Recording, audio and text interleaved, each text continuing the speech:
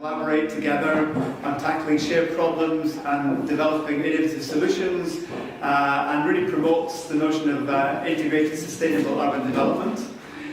Zero Carbon Cities is one of 23, just 23 isn't it, action planning networks, which will be running for about 30 months now. In normal times they would have met lots of times, been to one another's cities, had the chance to dive deeply into the physical environment and the space. Sadly, quite early, right from the beginning of the journey, they've been working through the pandemic, working remotely, trying to use the great new digital tools we've got. However, I think for all of us it's been pretty frustrating, and I think it's really great. At least we're having this final chance to connect together as cities. Around the table we've got Bistrica, Modena, Vilvoorde, Tartu, Zadar, and of course Manchester, which is the lead partner for the city, ably supported by Ian Turner from Energy Cities, who's the URBACT lead expert for this project. Ian and some of the other cities will be joining us later this morning to take part in a panel session. That's all from me just now. I'll come back shortly to say a bit more about the content. But it gives me great pleasure now to invite Tracey Rawlins, who's the executive member for the environment for Manchester City Council, to say a few words of welcome and to get us started. Thanks a lot, Tracey. Great to see you. Thank you. Thanks, Eddie. Good morning, everyone, and welcome. And also, good morning to our online audience. It's really good to be here with you all. Some of you in person. I really want to encourage us to enjoy that face-to-face experience today. It's been a long time coming, hasn't it, over the last couple of years? So let's really make the most of being together and sharing our learning and our experiences. It's great that we're all part of this Zero Carbon Cities project. And it's been really good to be part of that, and I've really enjoyed getting to know what the project's about and finding more. So I'm really delighted to be part of this event today and just really encourage us all to make the most of the opportunity we've got to learn. This is a learning network, isn't it? And as cities globally, we're all having to respond differently to climate change. We're all different in our cities and what we have to tackle. The ultimate goal is the same, isn't it? It's to change our planet, save our planet for the future. So we are all working to the same massive goal, but the way we do it is different for each of us, and we can really learn and share those experiences. So this has been a great network, and I've been really proud that Manchester have been able to lead on this work. So really glad to be part of this with you all today. We've been one of the first cities to adopt that science-based approach to carbon budgeting, and there are experts with me that understand the technical stuff far more than I do, but I think it's really important that we do that because it gives us that really strong evidence base to be able to demonstrate why this is so important and so crucial at this time if we are going to make those changes that we're all committed to within this Zero Carbon Cities partnership. You'll be hearing about the city journeys that have been going on for the last couple of years, and the challenges that we all actually have faced in developing those carbon budgets.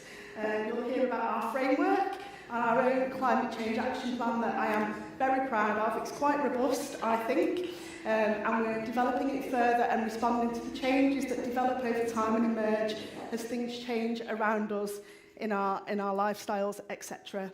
I hope you'll find the event informative. But most of all, I really want us to enjoy being together, learning from each other, challenging each other, and just learning as we go. So enjoy the time, and thanks for everyone being with us today. Thanks.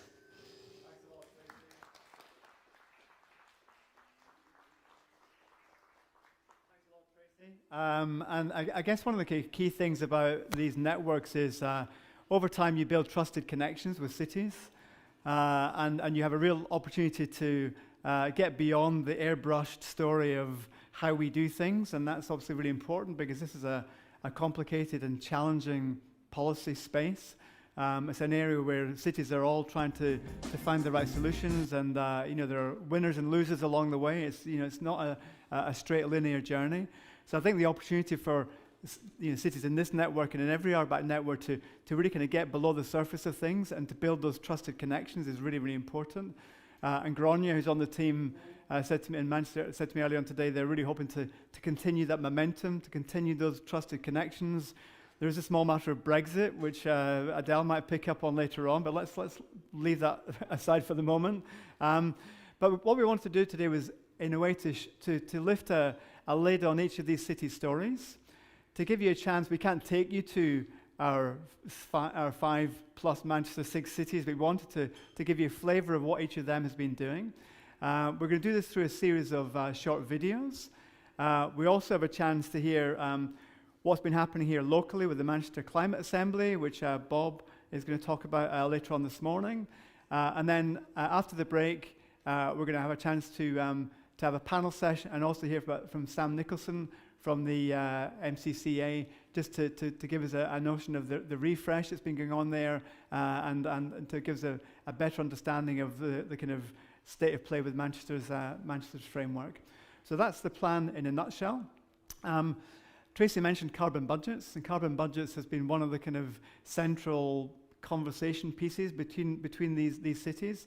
To get us started, we're going to show a short animation, which kind of sets the scene, and for those of us who are new to carbon budgets, helps you understand what they're about and also how they've figured with this project.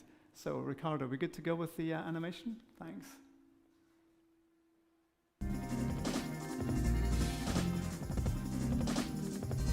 How to calculate a carbon budget for your city.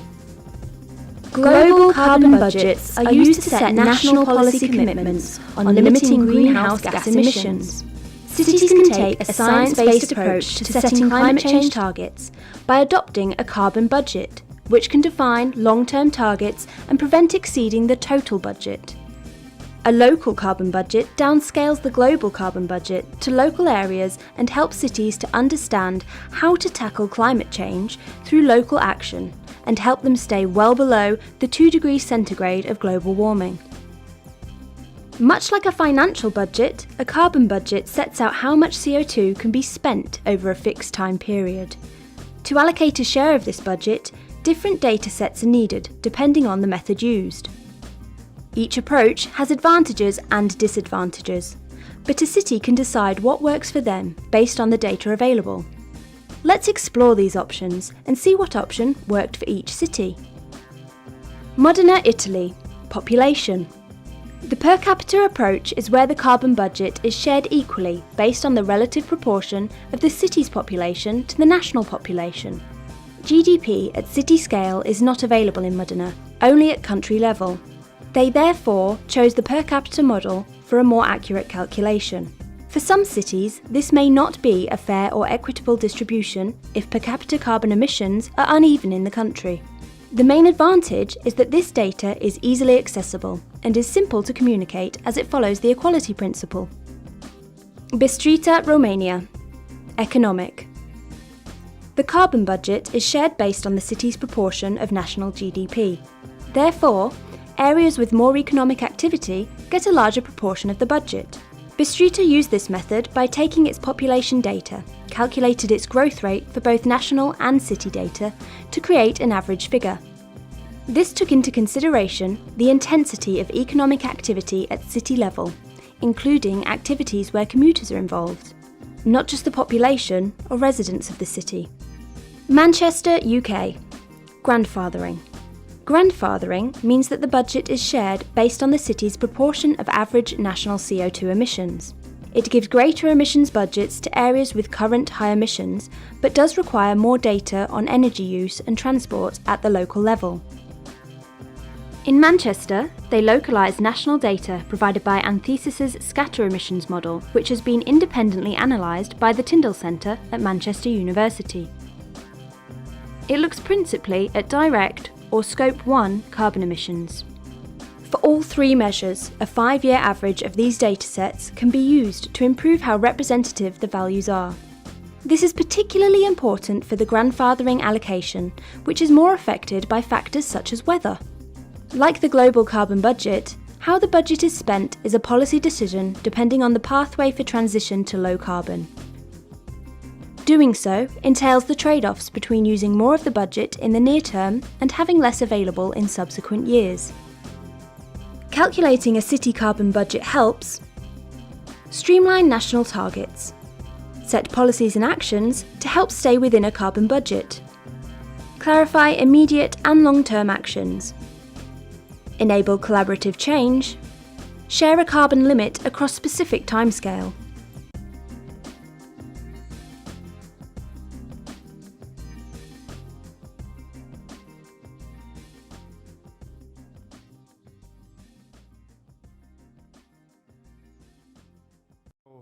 I know some of you have seen that before, but I think it's a useful kind of overview of not just the city partnership, but also the way in which some of the cities have kind of picked up this notion of carbon budgets. As we saw from the short video of some of them, there were technical issues. You had to kind of customize it depending on the availability of local data, depending on the national situation. So, starting with a specific approach, each city has then evolved and developed its own specific model of what originally started from the conversations in Manchester and the work of the Tyndall Centre. So we're going to have a chance now to dip into that across each of the cities. Let's go to Bistrița first in Romania. We're going to see a short video this time, not an animation, a short video of the Bistrița journey, and then there'll be a chance after that for me to ask a couple of questions just to follow up and hear a bit more about the experience that they've had. So, are we good to go? Thank you.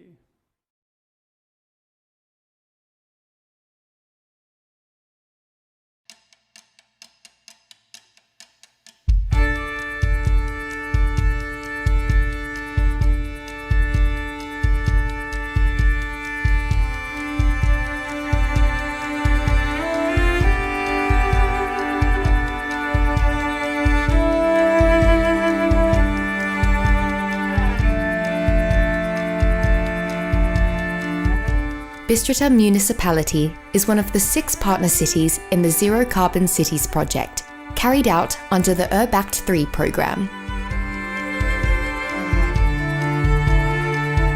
Mă bucur că împărtășim aceleași preocupări cu privire la mediu, mai ales în aceste momente complicate în care dezvoltarea comunității poate provoca schimbări climatice ireversibile. Provocările cu care se confruntă Bistrița în ceea ce privește schimbările climatice necesită soluții de dezvoltare urbană inteligente și durabile, care sunt în conformitate cu obiectivele stabilite și suntem dornici să împărtășim și să învățăm cele mai bune practici în ceea ce privește protecția mediului. Vreau să subliniez că o astfel de soluție este Bistrița Zero Carbon Cities, un proiect în care cred cu tărie. Este un angajament față de tranziția spre energia verde, iar scopul său este de a atinge neutralitatea climatică până în 2050.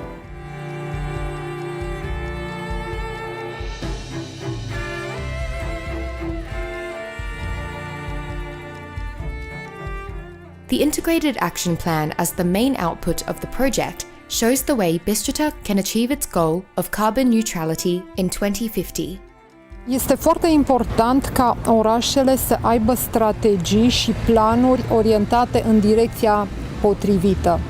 Direcția potrivită însemnând acele politici care să permită o dezvoltare sustenabilă a orașelor bazate pe principii durabile. The transnational experience within the Zero Carbon Cities project helped the municipality to lay the foundations of a local working group. Together with the members and local stakeholders, Bistrița municipality conducted a sustainable urban mobility campaign, through which a series of education, informative and awareness actions took place. Zero Carbon Bike Tour. Smart mobility games. Traffic safety lessons for children.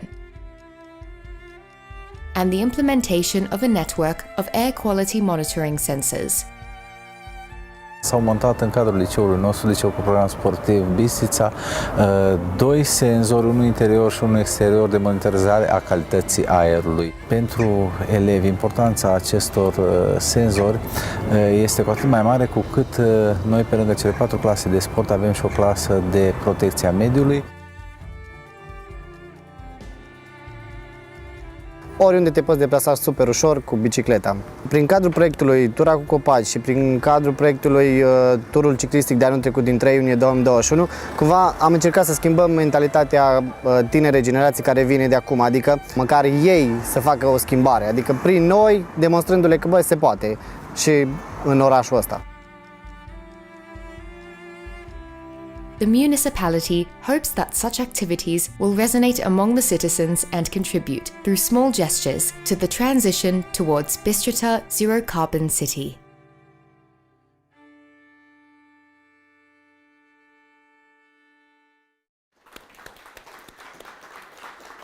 Do we have a roving mic? Yeah, great.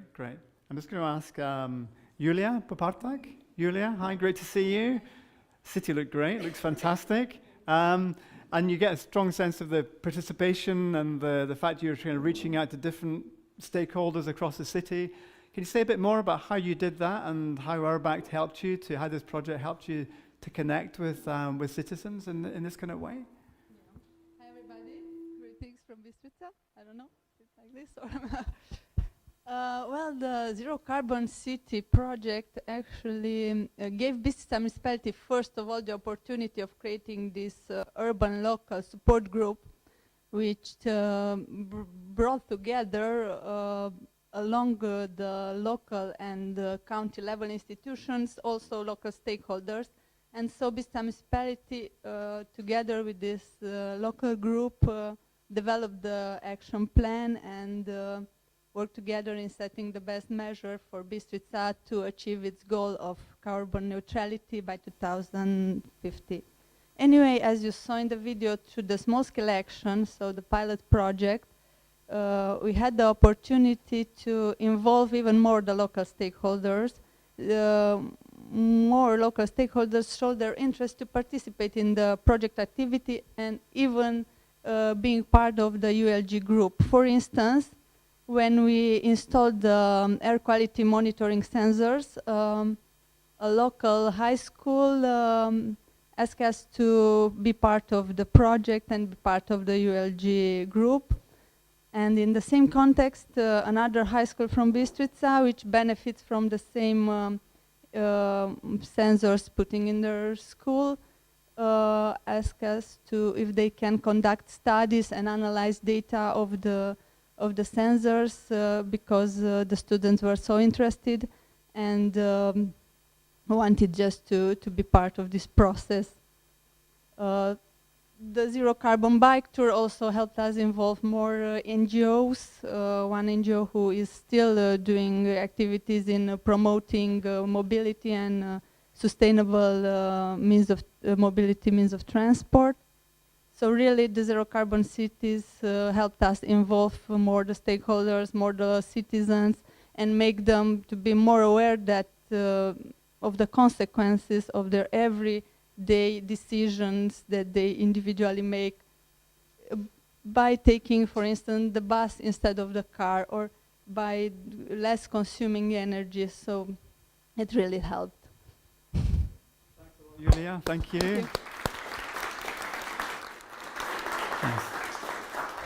I should say all of our partners will be here during the breaks, obviously, and over the lunch breaks. If you want a chance to connect with them and to find out a bit more about what's happening locally there, then you can chat with them then.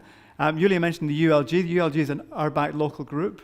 Every city involved in URBACT sets up this local group. The idea is we want to have a mechanism which engages all stakeholders. So if that project is about climate neutral cities, as our focus is, if the project is about entrepreneurship in universities, if it's about migrant integration, the stakeholders around the table will be different. But the key thing is we want to see a real 360-degree representation. That is not always easy, and we see different approaches to that across Europe. So it's really good to have that chance to share with one another what works and what doesn't work. And I did a Scalable Cities event last week in Utrecht, and one of the big things from that session was from the Horizon projects, which are big technical projects generally. Most of them talk about they wish they'd started earlier in the citizen engagement process, because all the hard, shiny stuff gets a lot of attention at the beginning, and you realize actually that's only a small part of the story. So I'm sure that conversation will come up later on in this morning's session. Let's jump from Romania to Belgium. Let's go to Vilvoorde. Again, our second video hopefully gives you a flavor of what's happening in the city, and and we'll have a chance to have a chat about it afterwards. Thank you.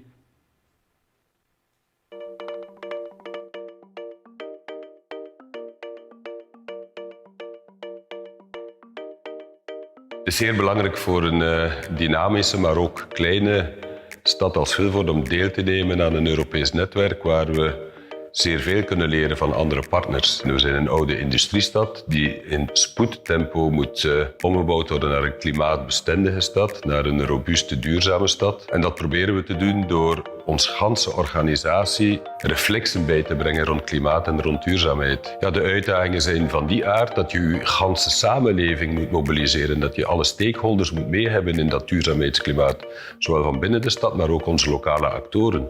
En in dat verband is het zeer belangrijk dat URBACT ons inderdaad ook samenbrengt met andere steden en dat we ook hun aanpak daarvan kunnen meenemen in onze ambitie.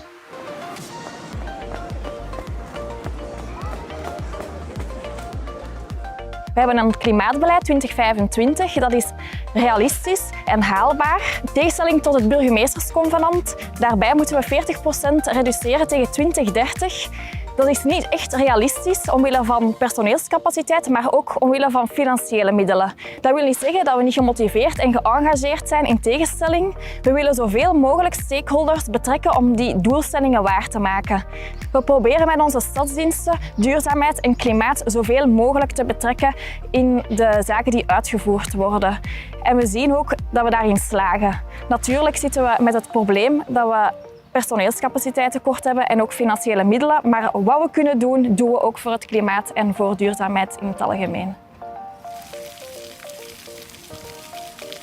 Participatie in Vilvoorde is eigenlijk een relatief nieuw begrip. Het is ook superbelangrijk dat we zoveel mogelijk stakeholders daarbij betrekken. Dus niet enkel bedrijven of verenigingen. Maar het nieuwe aan de trajecten die we nu lopen is eigenlijk dat we ook maximaal naar burgers gaan kijken. We lopen in Vilvoorde momenteel eigenlijk een traject waarbij we alle wijken van onze stad afgaan in een participatieverhaal waarin we aan de burgers vragen van oké, denk even mee over je wijk en hoe je wilt dat ze er in de toekomst zal gaan uitzien.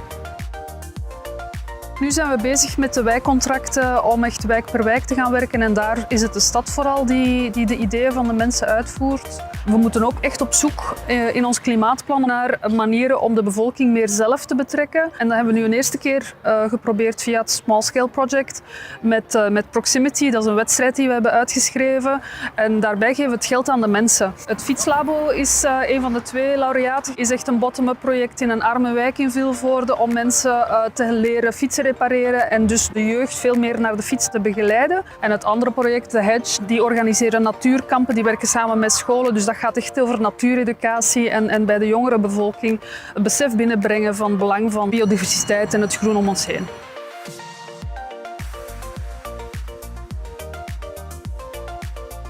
Wat we bij URBACT Zero Carbon Cities hebben geleerd van andere Europese steden is hoe ze omgaan met hun stakeholders, hoe ze proberen alle stakeholders te betrekken bij hun klimaatbeleid. We weten dat dit voor ons ook een enorme uitdaging zal zijn in de toekomst. En we proberen via dit project de eerste stappen verder te zetten in een participatief proces. Ook bij onze communicatie zullen we meer en meer de aandacht vestigen op die klimaatreflex, welke acties die klimaatondersteunend zijn. En daarom zal je meer en meer het logo zien waarbij we klaar zijn voor morgen en waarbij we iedereen willen oproepen om samen met ons aan die toekomst te werken.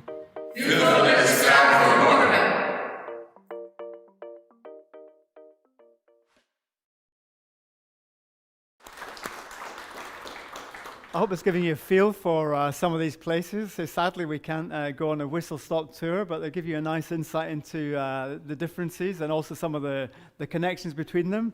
I mean, I like the fact that you picked up the nature-based solution stuff. You talked about biodiversity.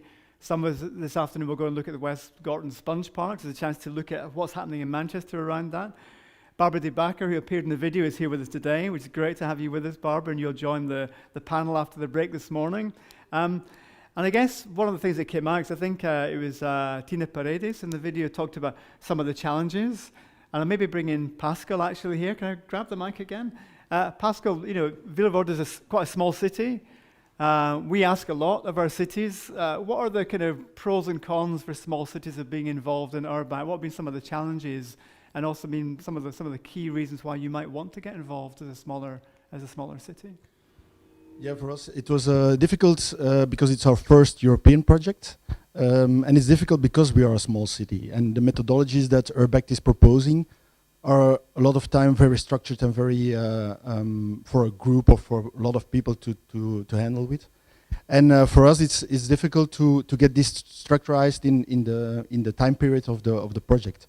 So, at the other hand, it helped us to see what we could do with the stakeholder engagement. A lot of things we were doing already or thinking about, And the fact that we learned about the Manchester approach was exactly the same problems and the same approach that we were thinking about, but on a whole other level. So that gave us the opportunity, because of the URBACT project and the Zero Carbon Cities project, to start with small-scale action, to try something out, to do the next step in participation, because we already did the community budgets. But now, by doing the proximity project, it gave us the opportunity to give a responsibility to the stakeholders itself, so, and the budgets also, that they had to deliver the projects and that they could help on our climate policy. Fantastic. Thanks a lot. Yeah, that's really good to hear, Pascal. We'll talk about that a bit more later on today, I'm sure we will. You mentioned small-scale action, so you know, throughout URBACT we try to create and innovate and change and introduce new things. So this is the first generation of URBACT networks who've had these small-scale actions, very modest amounts of money to try and pilot something practical on the ground, because the ultimate product from these networks is an integrated action plan, which is about, by definition, it's planning to do something bigger in the future. But the idea of these small-scale actions is we can do something on the ground, test something, prototype it, scale it if it works. So again, these are really kind of good things for us to learn. The other thing about URBACT, and Adele might talk about this later, is you know, we're always really keen to bring in newer cities all the time, because there are many, many European cities out there who have not had the experience of this kind of collaboration experience. So anything we can learn from you about how we can make that easier for newcomers is always really kind of good to hear. So thanks a lot, Pascal. Again, more from you later, and more from Barbara in the session after the break. Let's come closer to home. Let's see the Manchester video and again hear a bit more about what's happening there, and then we'll have a chance after that to go in a bit more deeply and hear from Bob about the Manchester Climate Assemblies. So are we ready to go, Ricardo? Are we good for this one? Thanks.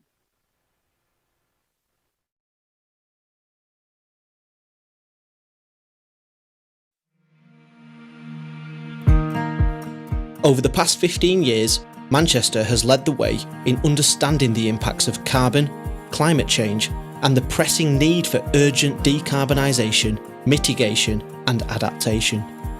Manchester was one of the first cities in Europe to establish both a science-based zero carbon target and a series of carbon budgets. The city has led the Zero Carbon Cities project to assist in the development of delivering its science-based target and encourage other cities to undertake the same process, with all the detailed and complex challenges this brings. The data provided by this project has assisted Manchester in understanding what scale of action is urgently needed in meeting its carbon targets. It has also provided renewed emphasis on accelerated actions that it must do to keep within its budget, whilst understanding the need for embedding it with a climate adaptation and resilience strategy. The Paris Agreement highlighted global targets needed for urgent action. Manchester had already decided its fair share with a carbon budget calculated. An average of annual 13% reduction was needed to stay on target. The Manchester Climate Change Partnership was an existing stakeholder group in place to engage the key sectors of the city to focus climate action and carbon reduction. This was the perfect mix of organisations to develop project actions and engagement. Manchester's ULG stakeholder group has been essential to driving down the city's carbon emissions. It has brought together all parts of the city to understand the need for coordinated climate action. Membership has and will continue to grow. The legacy of the project will remain within the Manchester Climate Change Partnership as they continue to work closely together, implementing a transition plan designed to assist in reaching carbon targets. Citizen engagement and consultation, another crucial element of the project, help to support the direct delivery of the integrated action plan and framework refresh. Manchester ran a community assembly where residents in different parts of the city took part in 7 weeks worth of workshops to explore themes such as transport, fashion, retail, food and agriculture, buildings and energy, policy and leadership to the emotional impacts of the climate emergency. This provided residents with an opportunity to explore and demand action on climate change at every level. We welcome their ideas and enthusiasm on how we can work together to bring about real change over the next few years, and how the city will get to net zero as fast as possible. Without zero carbon cities, actions would have been delayed. The project has accelerated progress, built capacity for development around carbon data and highlighted the need for scale-up action for the city to keep on track.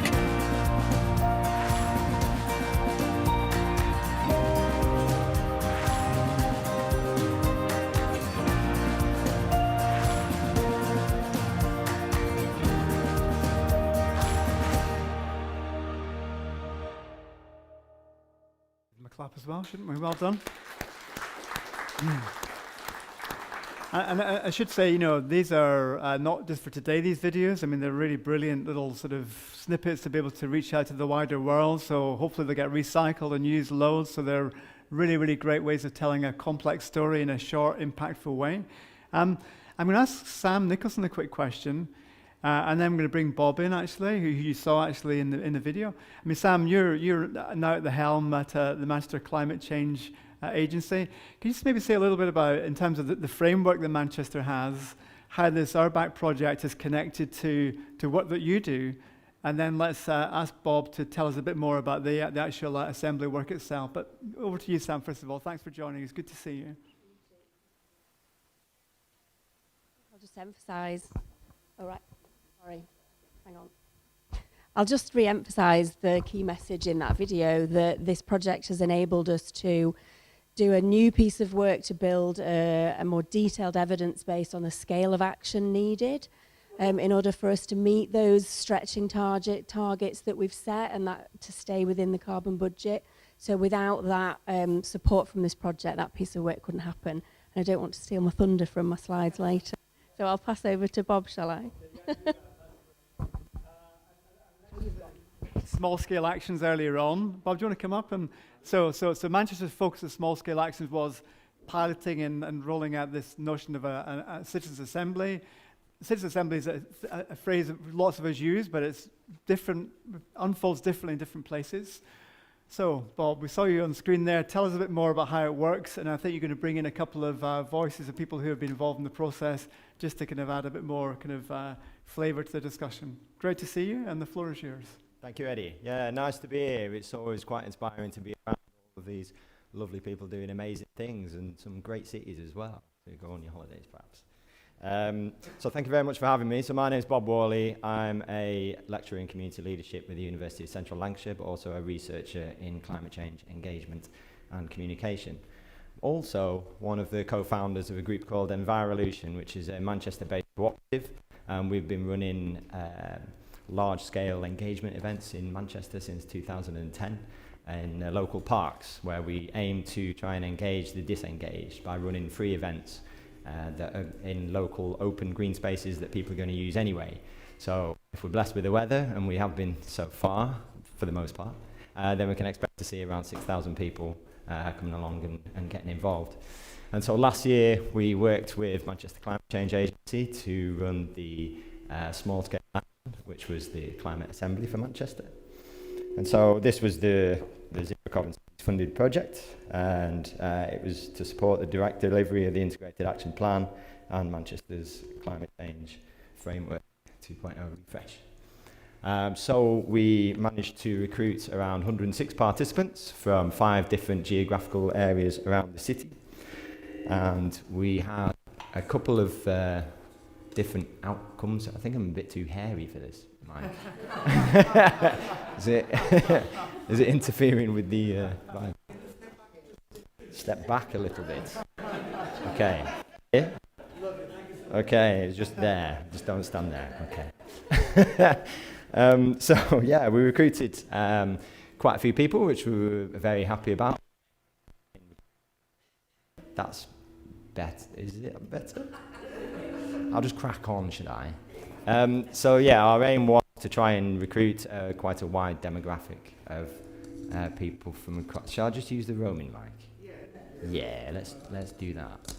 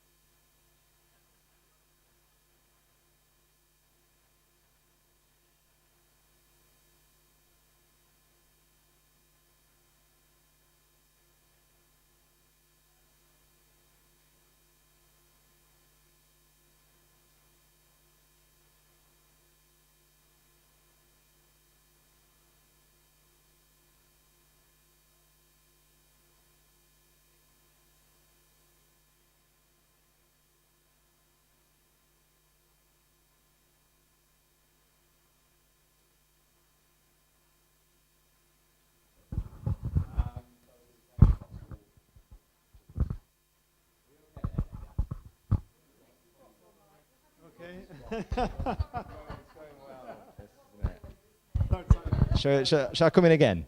Okay. So if you got any of that, that was about the action plans. And then there was the main outcome for participants, which was the mandate. And so this represented what local citizens could not do. And so they needed infrastructure and policy changes from local council, business, national government. And then there were other outcomes as well, like the project film, which I believe is going to be shown in the break afterwards. It's all open source and it's all up online for use and for learning from as well. Next slide, please. Just a couple of things about the assembly itself then. Our recruitment strategy used wording like, come and get involved in the future of your city and come and have your say in how you'd like your city to look like. So we were trying to use a different strategy from this is a climate change assembly. And so to try and bring in more voices really. And we were very pleased with how that went. Because we had a range of different participants, from people who have been working in this sector for 20 years to others who had just seen a David Attenborough documentary, had kids, got a bit scared, didn't really know what to do for the best, and they wanted something to do. And so the Climate Change Assembly gave them that opportunity. Next slide, please. So we secured venues around the city which were accessible and inclusive for local participants, central from where those applicants were. We were trying to make it as inclusive as possible. That was one of our main aims. Next slide, please. We wanted to start strong, get people fired up and come back. So we did start with a introduction to the subject, so introduction to climate change to get everybody up to the same sort of level of knowledge. But then straight away, the emotional impact of climate change. So we had people from the Climate Psychology Alliance, which is a national group of academics, researchers and practitioners who came and gave workshops about how it's okay to feel these emotional responses that we all feel to climate change: guilt, anger, grief, despair. These are all quite actually natural and healthy emotional reactions to something like climate change, and it's important to create a space for these so that you can then move on and do choose proactive, informed actions after that. So this was the first time that a lot of people in the room had actually been given this opportunity to talk about how they felt about climate change. So you could sort of see the room relax as people are like, oh yeah, it's okay to feel like this. There's lots of other people feeling like this too. So it's the first time to create that space, I suppose, which was very valuable for a lot of the participants. Next slide, please.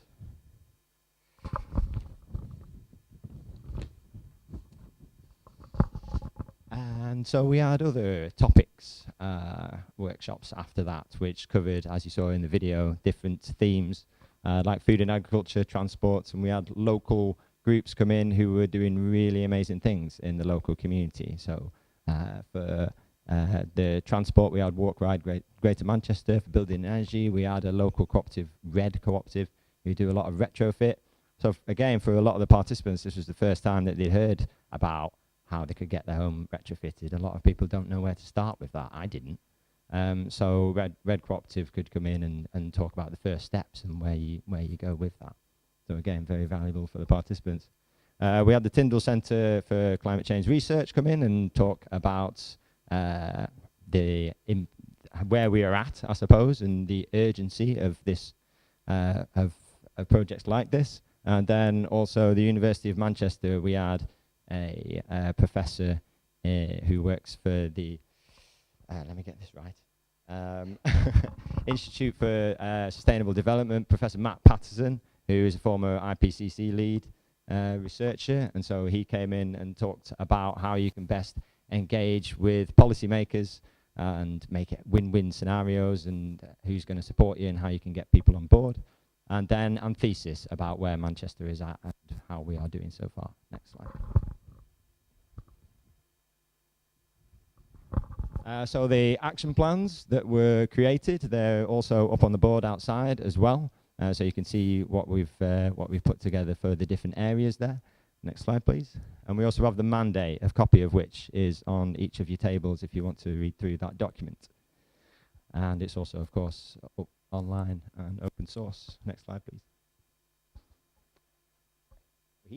At the final event, the outcomes were presented to members of Manchester City Council and others, and it was an amazing opportunity for local participants to come and meet people who they wouldn't necessarily have an opportunity to meet otherwise. And this wasn't an excuse to have a rant or a photo opportunity or anything like that. It was a chance to get people in the same room and start having real conversations about how these outcomes can be implemented. So it was a fantastic final event. Next slide, please. And we do have a couple of the participants here who are going to say a couple of things about what they got out of the project. So I'll pass on to Simon briefly. Hello everybody, I'm Simon. Yeah, it was amazing journey actually. There was 10, 12 of us, I think, Kay, who hadn't met before. We're all still in touch, and most of us are now doing things. Bob asked me to tell you my takeaways from it. I kind of went into it as a concerned citizen, and I came out of it as a very concerned citizen, realising that it was, very urgent and very complex, and action was needed. So that was my main takeaway, but I also came out much more educated about it. I think the way it was broken down into sections really helped sort of break down the complexity of it.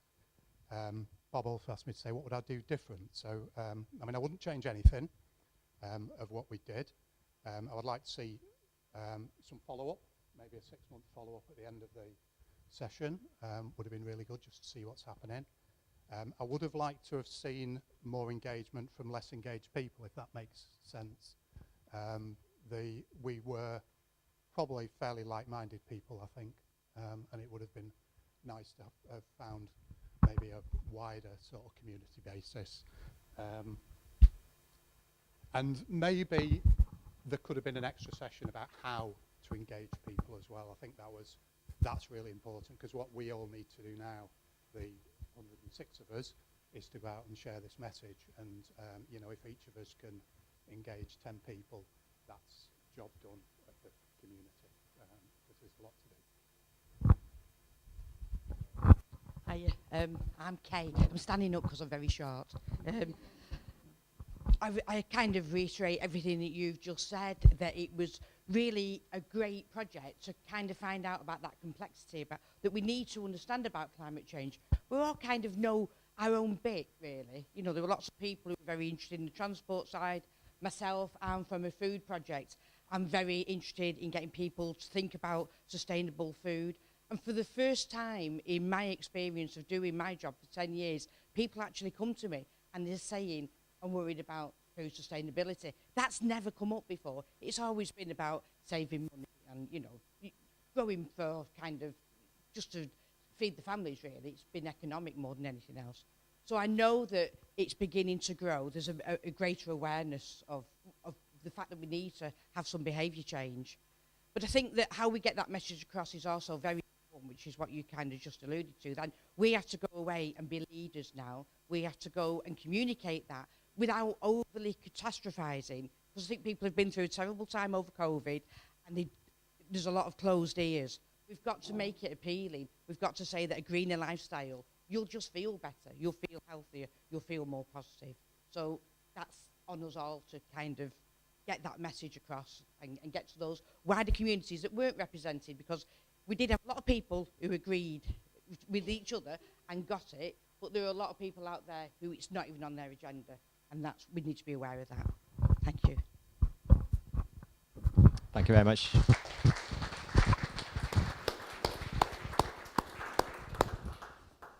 Very diverse groups, and also, a lot of learning was taken from the assembly in general. And so this is a continuing model and a continuing learning process from that.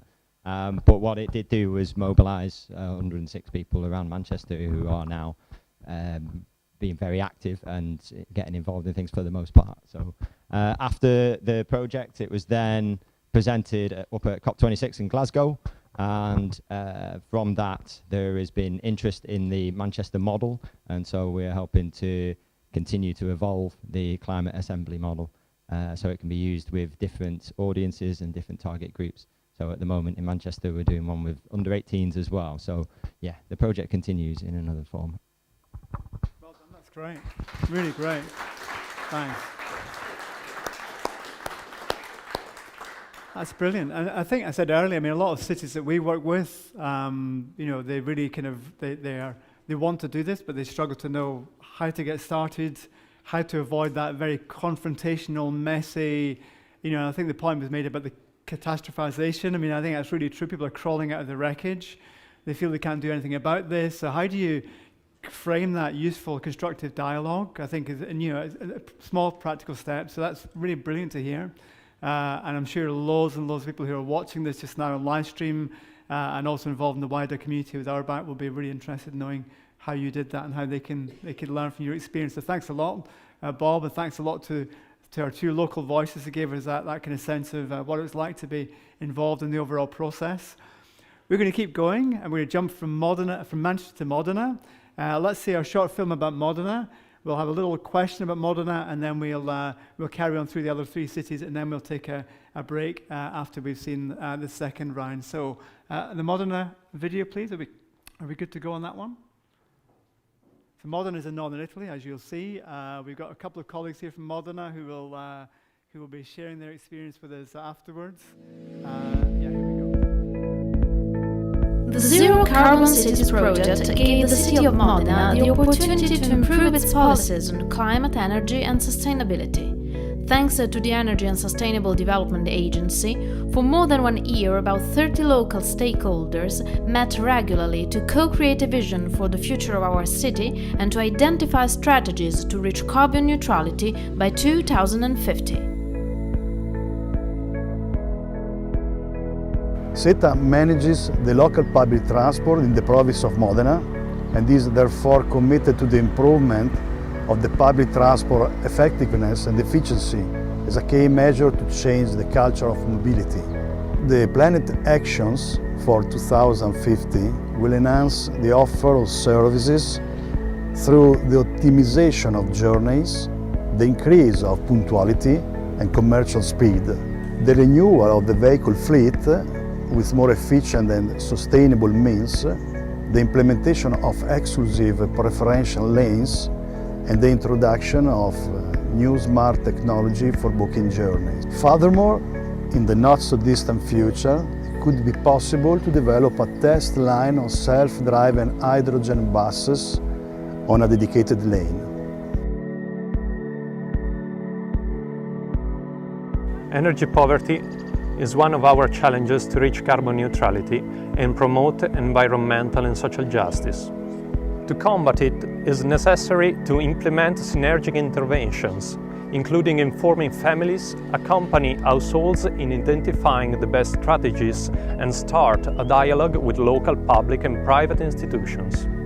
Therefore, Legambiente and Caritas are launching a pilot project on energy poverty in the Crocetta district in Modena, in order to support the lower-income households in reducing their energy cost and increasing comfort and energy awareness. Activities will include interviews with stakeholders and families, analysis of neighborhood, social and structural features, and facilitation activities for an energy community constitution. Within the Zero Carbon Cities project, University of Modena and Reggio Emilia aims to develop 3 pilot actions to strengthen the knowledge, education and research on sustainability. The first is to open to citizens the cross-cutting skills on sustainability training course and to identify sustainability targets for all courses offered by the university. The second proposal is the creation of a green office to coordinate all the activities related to sustainability inside the university, for example, mobility, charging station for electric cars, and carbon footprint. Finally, the research activities will support the energy transition, focusing on the Interdepartmental Center on Hydrogen, life cycle assessment for different types of materials, renewable energy and energy saving, and urban islands.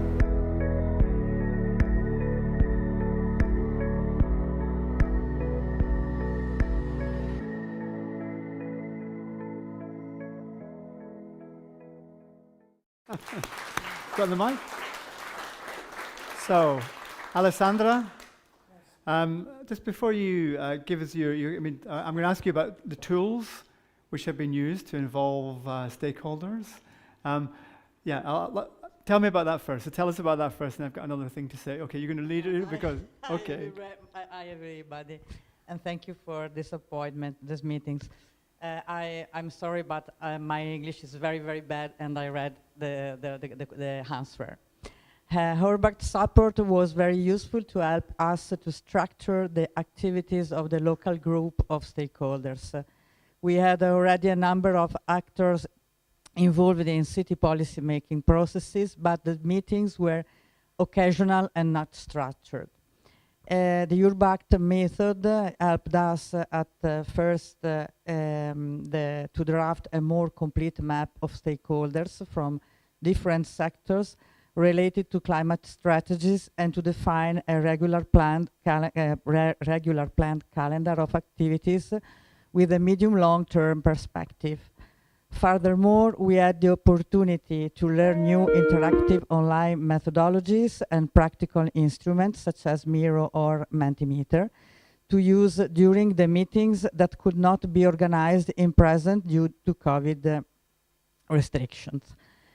These online working techniques, as well as icebreakers or ways to interact informally through the computer screen, allowed us to create a united group that participated consistently and with passion to the definition of a shared vision for the future of Modena. Thank you.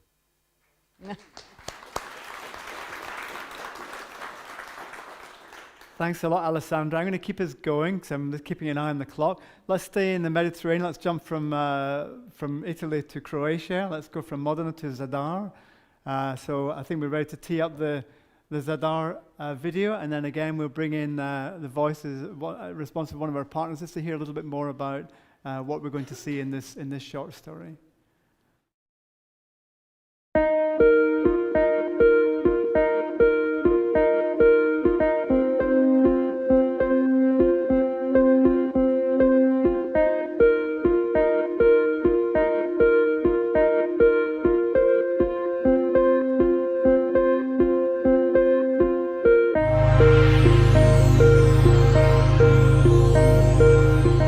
Grad Zadar već dugi niz godina provodi čitav niz projekata koji se odnose na održivi razvoj, na sustavno gospodarenje energijom, na prilagodbu klimatskim promjenama i po zadnjem dekarbonizaciji. Dakle, to je jedan od projekata, inicijativa gdje se grad Zadar aktivno uključio. Cilj svih ovih mjera koje u proteklih 10-ak i više godina provodimo je što ugodniji život građana grada Zadra, žitelja Zadarske županije, kao i naših gostiju i turista koji redovito posjećuju Zadar. Dakle, osim što na lokalnoj razini čitav niz ovih mjera provodimo, sudjelujemo i u čitavom nizu europskih projekata i potpisnici smo čitavog niza sporazuma na razini Europske unije, kao što je sporazum gradonačelnika za klimu i energiju, dakle gdje podržavamo zajedničku viziju do 2050. godine za dekarbonizaciju praktički na području cijele Europske unije. Također smo dio asocijacije energetskih gradova, Energy Cities, i čitavog niza drugih asocijacija s kojima na neki način promičemo i provodimo ove projekte.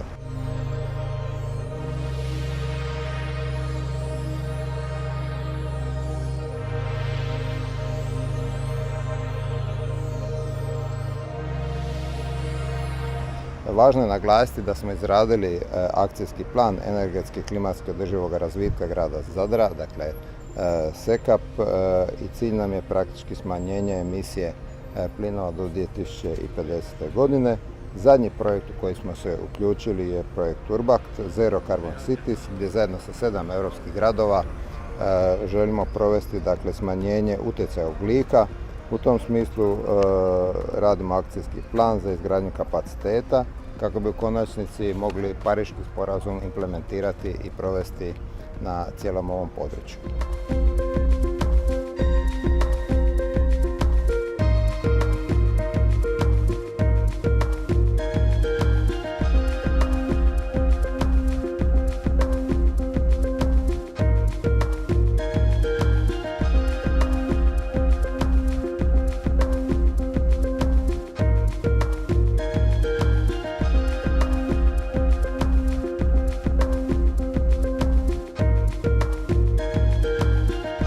Zavod za javno zdravstvo Zadar, odnosno Služba za zdravstvenu ekologiju i zaštitu okoliša, pruža znanstvenu potporu gradu Zadru u projektu Zero Carbon Cities.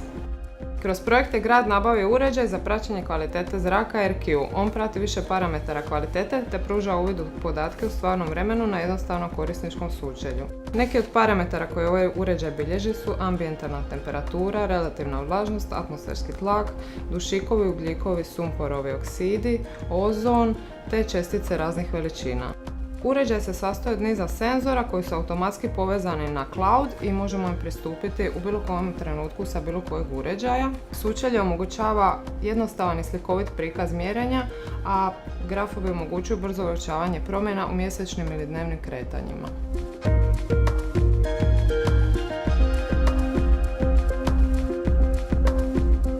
Dakle, grad Zadar neće stati samo na ovome, nego će zajedno sa svim drugim europskim inicijativama i europskim gradovima nastaviti provoditi sve mjere i sve ono što je potrebno kako bi smanjili utjecaj klimatskih promjena, dekarbonizaciju, povećali energetsku učinkovitost i na neki način održivo razvijali grad Zadar i imali ljepši život u njemu.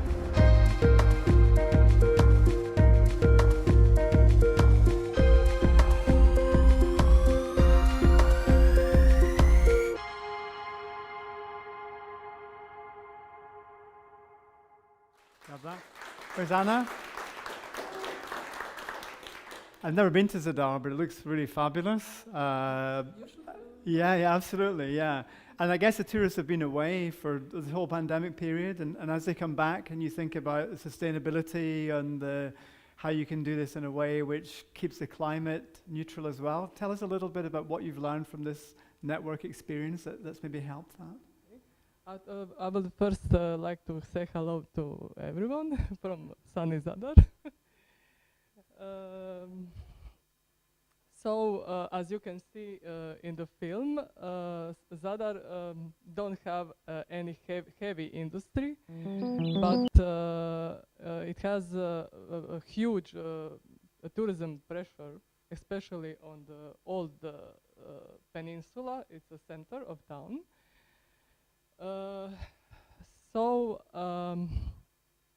We realized that we have to do something to decrease that pressure. In this project, we decide to install this device for air quality metering, because we recognize that the traffic is one of the hugest problem in our city, because that pressure, because during the tourist season we have lost traffic congestions in the old peninsula, and we know that that affects on air quality and also on historical monuments. As you can see, Zadar has walls. It's under UNESCO protection, so we have to take care of them. In that way, actually, we will metering the air quality parameters during the tourism season, and then compare it with the data where is not tourism season. So in that way, we can see the difference of the influence of the tourism, and it will help us to make decisions how to prevent the air pollution, and also the citizens will be informed about the air quality, and we think that that will have influence on them, on the raising awareness, maybe to use more ecological means of transport. So I can conclude that this air quality metering will help us to put actions in place, address the issue, and mitigate in the future to zero carbon. Thanks a lot, Anna. Thank you. Thank you. So last but not least, let's go north. Let's go to Tartu in Estonia. Tartu is the second city in Estonia. It's a university city. It's actively involved in many European projects, including several URBACT projects. This is our final video, and then we're going to take a short break. But as with the others, we'll hear from Tartu, from our colleagues in Tartu before we take a break. But let's see the film first.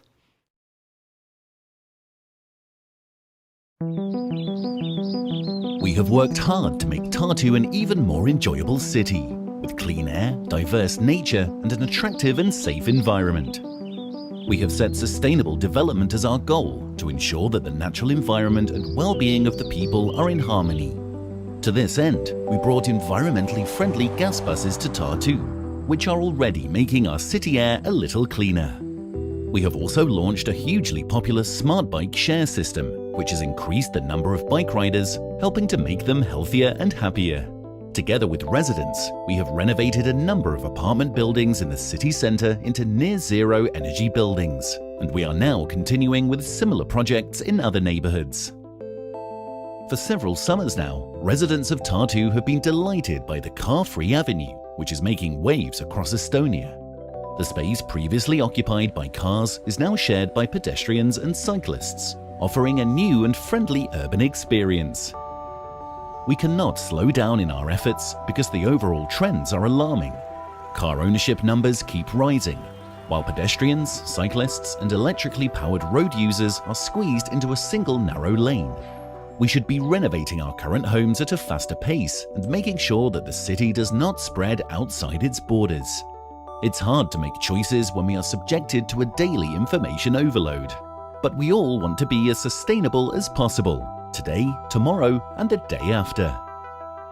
Tartu will be the European Capital of Culture in 2024, with the motto, Arts of Survival. We want our city to have a future. We want to survive. That is why, in the year of the Capital of Culture, we are telling stories about the deepening climate crisis, social tensions, and the bonding of communities, all of which are highly relevant today.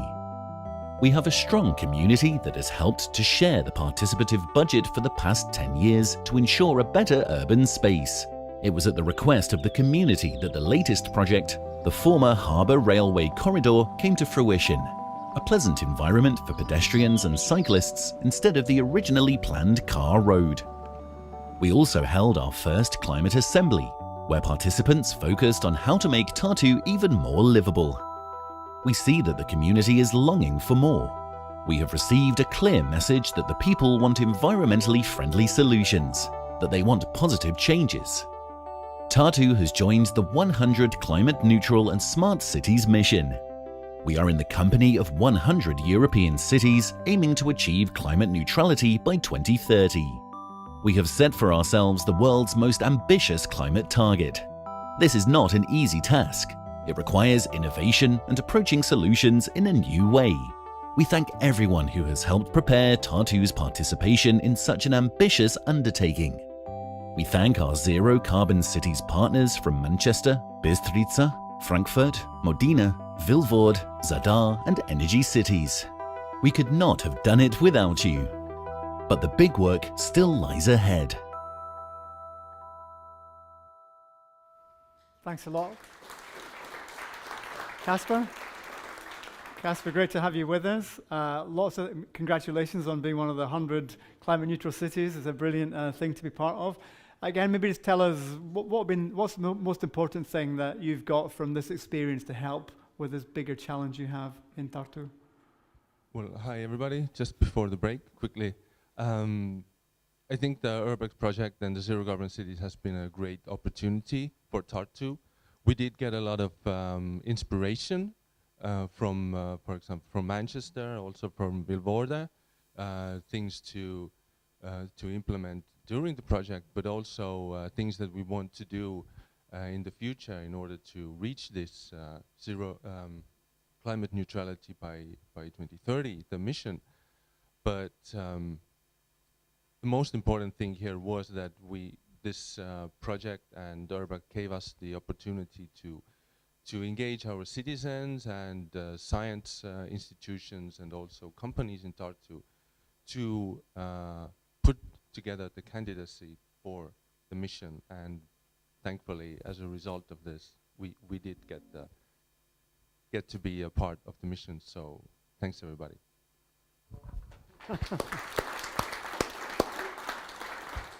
And I guess one of the other things to say is quite often cities build trusted networks and they use the experience of URBACT to move on to bigger things sometimes. So Horizon projects, as you mentioned, the climate neutral stuff. So, you know, these connections are really important and quite often sustainable. Thanks to all of you for patiently listening. It's always difficult in these events. How do we cram everything? We've always got so much to say. How do we cram it in the right way? Second half is a bit more interactive. We've got a panel session, a couple of inputs at the beginning, but you can take a break now, go and have a caffeine fix or whatever you need to do. So we've got 15 minutes, tea and coffee and everything else are just outside the room here.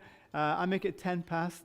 Can we get back in for 25 past? And we'll jump back in. Thanks again to our speakers for getting us started. Enjoy the break. See you shortly. Thank you.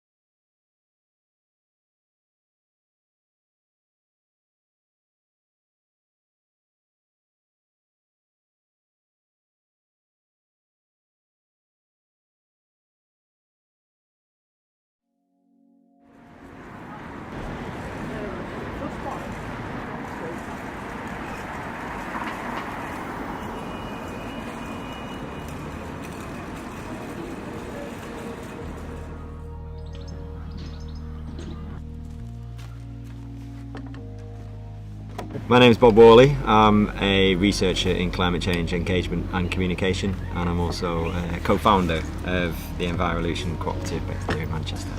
Manchester Climate Change Assembly was a proposal that we put in to Manchester Climate Change Agency because we felt like there needed to be something like this in Manchester. We really wanted a good representation of the people of Manchester.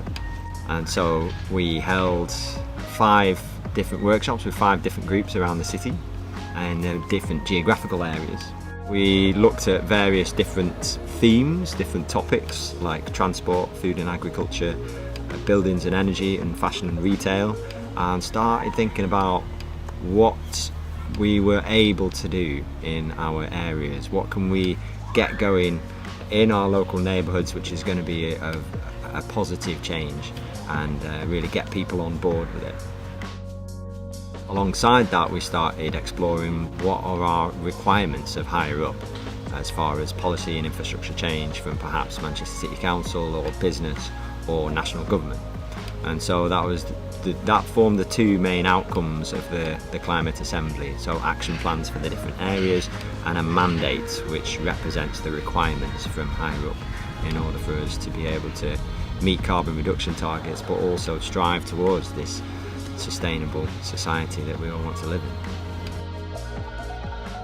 I think just getting to meet people with different perspectives, that has definitely been something that I've enjoyed, because as a student sometimes you just hear more opinions from other students, and we all tend to be very progressive on like climate issues, but everyone in the community assembly also cares a lot about climate change, but then they bring in their own perspective of the problems that they are facing. And I think the good part about this community assembly is that it's very representative. So you've got people from different ages, different social, economic, religious backgrounds coming together and discussing their problems. So I think that is one of the biggest highlights.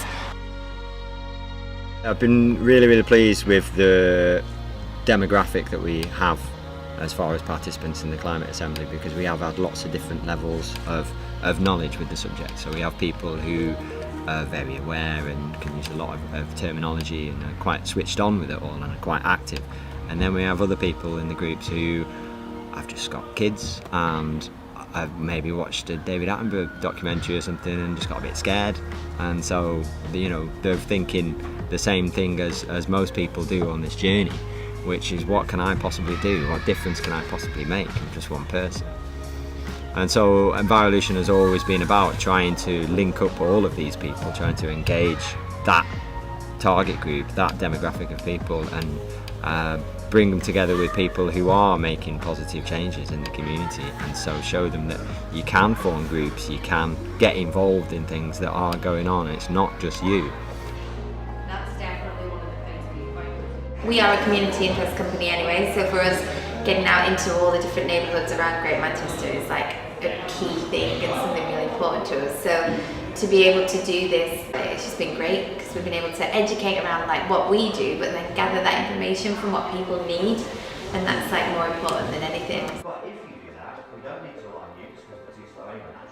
My name's Carl Peachy. I live in South Manchester, so Didsbury. Hearing from people presenting, expertly, expert opinions is obviously of massive value, because you have a certain level of knowledge. There's always more to learn, isn't there?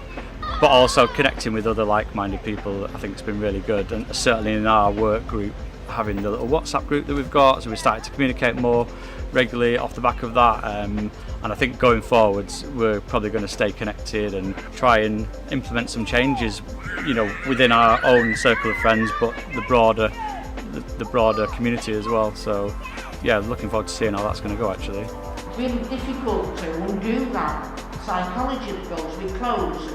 I think you need a very representative group to talk about their problems. For instance, I can convey some of the problems that I face as a minority in the climate movement, but my problems will be different from someone, say, who has a disability. And so I think that just bringing together these voices is really important.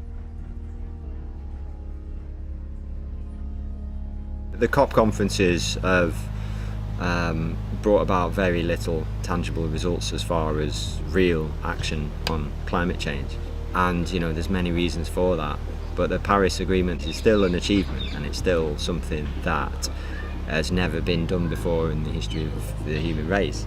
The reason why Glasgow is so important is because now it's time to actually put those plans, those pledges into place. And so what is your plan for getting to that level of carbon emission reduction, or whatever it might be?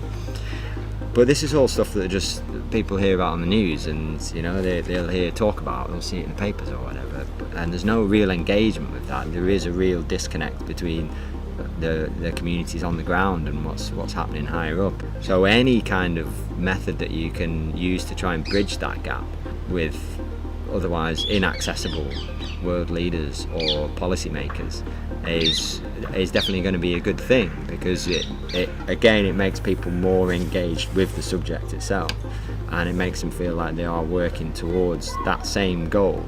So taking the project to COP26 and presenting it to the COP26 coalition and others will then give the people of Manchester the chance to represent how they feel and what they think is important and what can be done in other parts of the world. It'll be really interesting to see actually what's going to be presented to the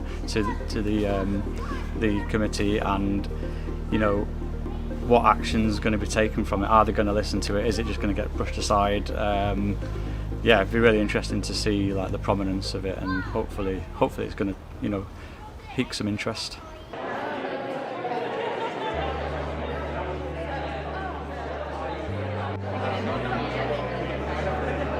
Something that never ceases to amaze me when working on these kinds of projects is how much can be done in such a short space of time, and also how little time it can take groups to really bond and gel when they're working towards a common theme. And you can see already that the groups are working really well together, and when they were all brought together in the large group session at the Friends Meeting House, then it was really magical to see, because you could sense the energy in the room, I suppose. Everybody was sort of spurred on by everyone else.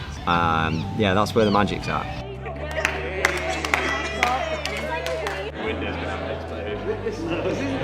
I think I could go on for like 3 more months or 6 more months, because there's always so much that you learn from others, but also about what's happening in the city. And I feel like initiatives like this should be implemented, maybe not every week but every month, so that citizens just get an idea of what change is taking place in the city, especially in local communities. So I think as someone who's really interested in these issues, I could engage in these discussions for months. To try and create something which is going to represent this. Like I said, this could be... So last night we decided on the creation of the mandate and what form it was going to take. And so each of the different groups came up with all the different ideas, and we tried to involve as many of those ideas as possible into the final form of the mandate. What I really wanted to do was try and have something which represents it, which symbolises it, because that document of paper can just be too easily just filed away and just, oh yeah, thank you very much for that, very interesting, and slot that away. But if we have something else, if we have a symbol which can represent that and people can get behind, then that gives it a lot more weight. And so the symbol that was decided on last night was the symbol of the green bee. So the bee of Manchester is obviously quite a symbolic icon, and it was decided that a green bee of Manchester could be used in all sorts of different ways. It's not to scale. As communities, to kind of talk about what was important to it. Climate Assembly was really, I thought it was really good. It was really encouraging to see many people getting on board with the need to do more. Yeah, the need to do something about the climate emergency that's happening all around us. And I'd hope to see that continue. We need more of that, really.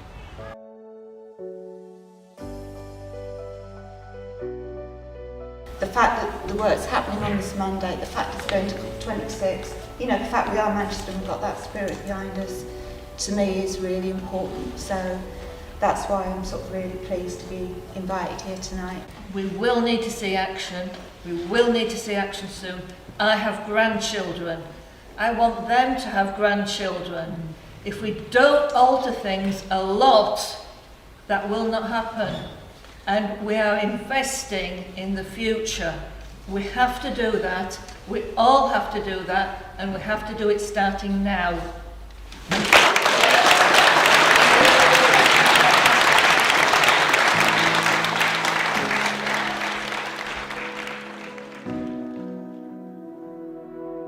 Manchester's first ever Climate Change Assembly is just the beginning as far as this project and our wider goals are concerned. So this is the catalyst. We've brought together some amazing people from around Manchester, and we've had a look at what we can do and what we can get going, and we've inspired each other and motivated each other to do that. We've also looked at what we can't do, so what we need help and support and change made from higher up, from outside of our hands. And so those goals are still the things to achieve, and it's also about trying to get more people in the room to have these kinds of conversations. So the Climate Change Assembly is just the beginning.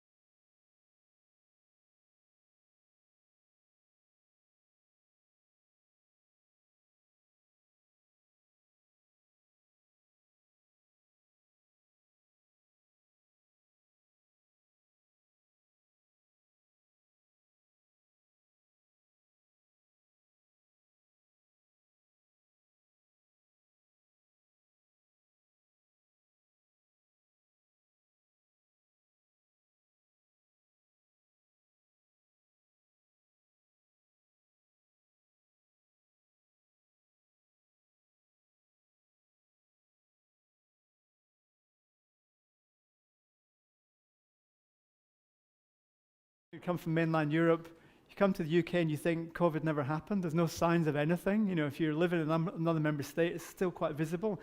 Here, it's as if it's just a horrible bad dream, but it did really happen. During that time, we all became very adept at using digital tools. We're about to use one of those digital tools. We're about to have Claire Roumet, who's the Executive Director of Energy Cities, join us via Zoom, hopefully. You saw her there, so she is there. Claire was due to be here in person, but has COVID, sadly, so is not here. So it definitely did happen. It was a thing, and it hasn't gone away. But Claire, can you hear us? Claire, can you hear me? I think that suggests Claire can't hear me. Can Claire hear you? Can one of you guys say hi to Claire so we can join the dots here? Looks as though she's doing Wordle while she's waiting. It was really hard today, actually. Yeah. Claire. Max, Ricardo, help. These are the things we really forget about digital working. Remember all that, you're on mute, we can't hear you. Ooh. Claire, can you hear me? Yes, you can. Great to see you. I don't know if you can see me, but nice to see you. I just explained to the audience that you've had COVID, so thank you very much for joining us today. I'm not going to say any more. I'll leave the floor to you, and thanks a lot for connecting with us this morning. Oops.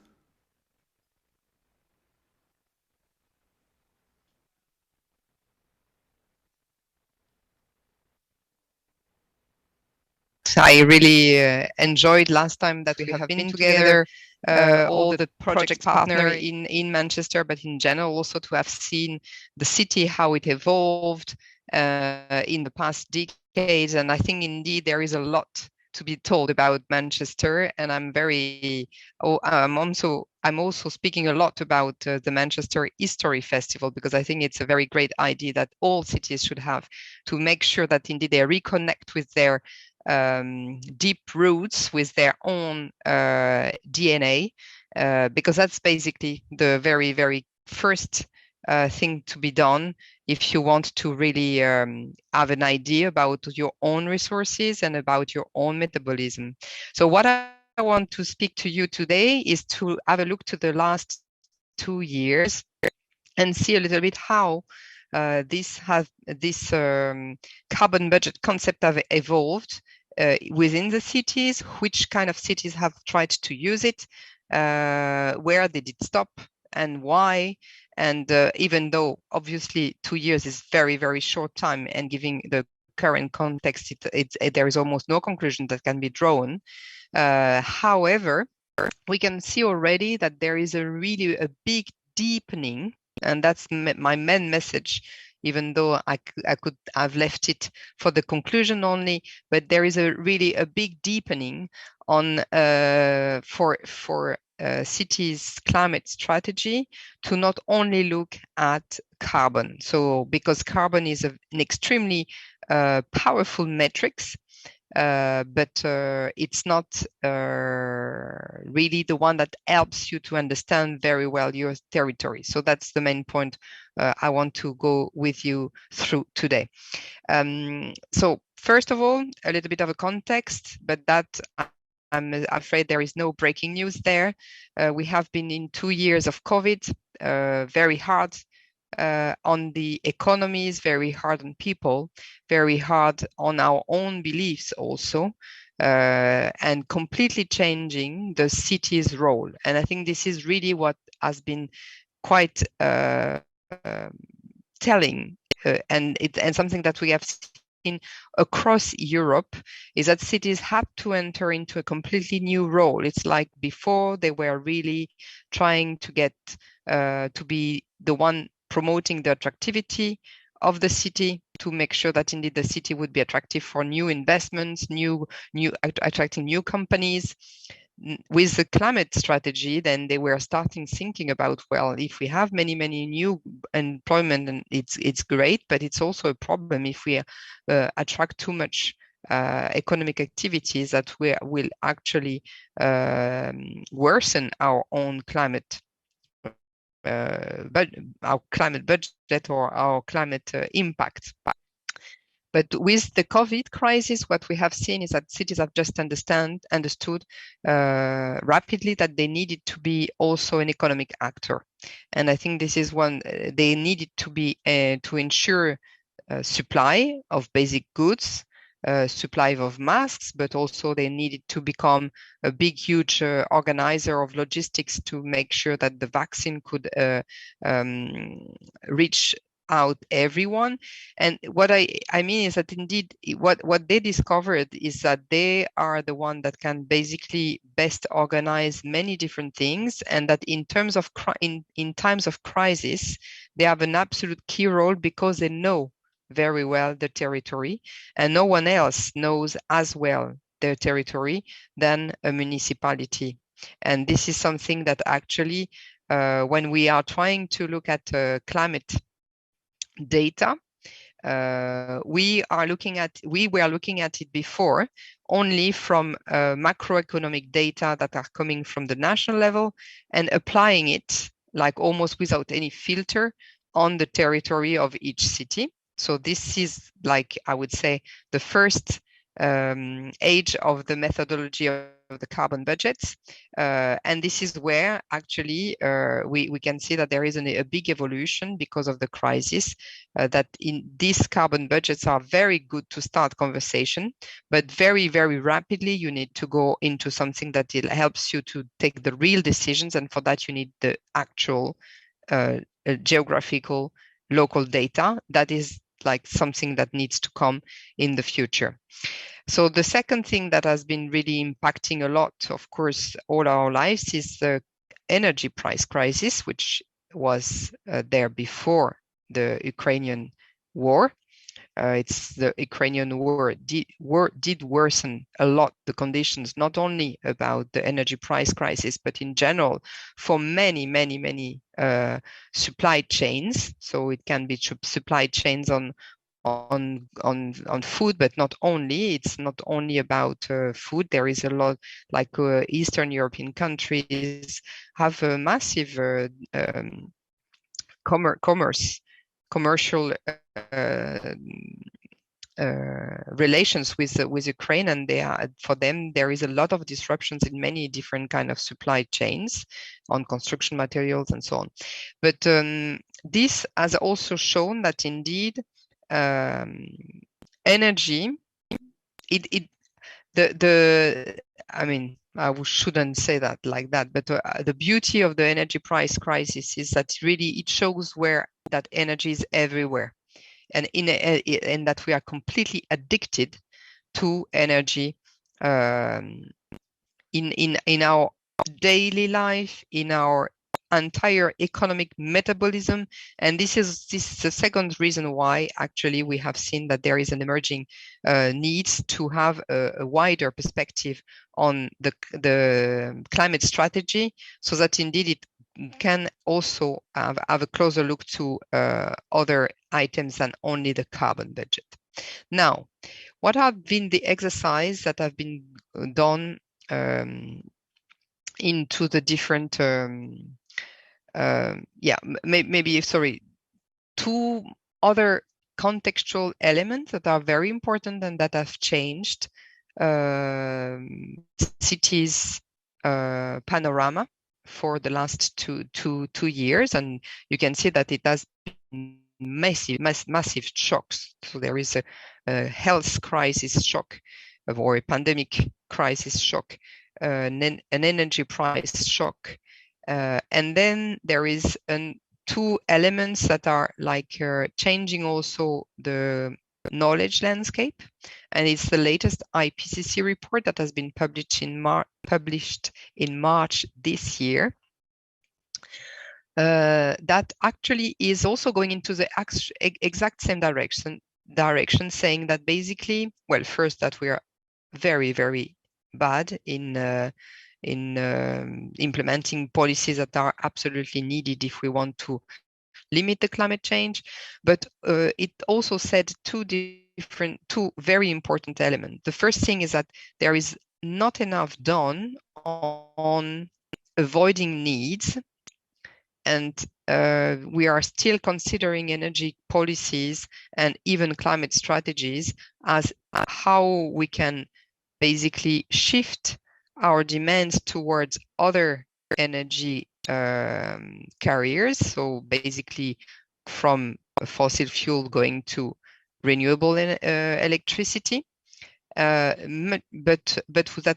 we have not been consistent, because in any scenarios towards climate neutrality, there is a big part which is about reducing our needs, but nowhere we have been consistent in doing that, and there is not at all any kind of indication that we have started this decreased needs. So decreasing need it can be, for example, like the teleworking that has been implemented in most of the countries during the pandemic. That decreased the needs of commuting transport between the workplace and the living place. So this is really something that could, in the long term, if we do apply it like consistently in the entire society, could decrease or change and decrease and change our mobility needs. But we have not decreased any other needs, and we are still very bad on all of our wasted. What the IPCC report also highlighted very, very strongly, and this is why actually we have seen that there is a development of new compass for doing the climate strategy evaluations and to take decision on climate strategy at local level, is that there is only one big asset that we really have to care for, and that we have to cherish, and that we have to invest in, if we want to be able to do the transformation of the entire economy towards climate neutrality, and it's social inclusion and social cohesion. And this is something that intuitively everybody knew in a way, because we have seen that the countries that are doing the best are the countries where actually the social inclusion is super, super strong, like the Nordic country.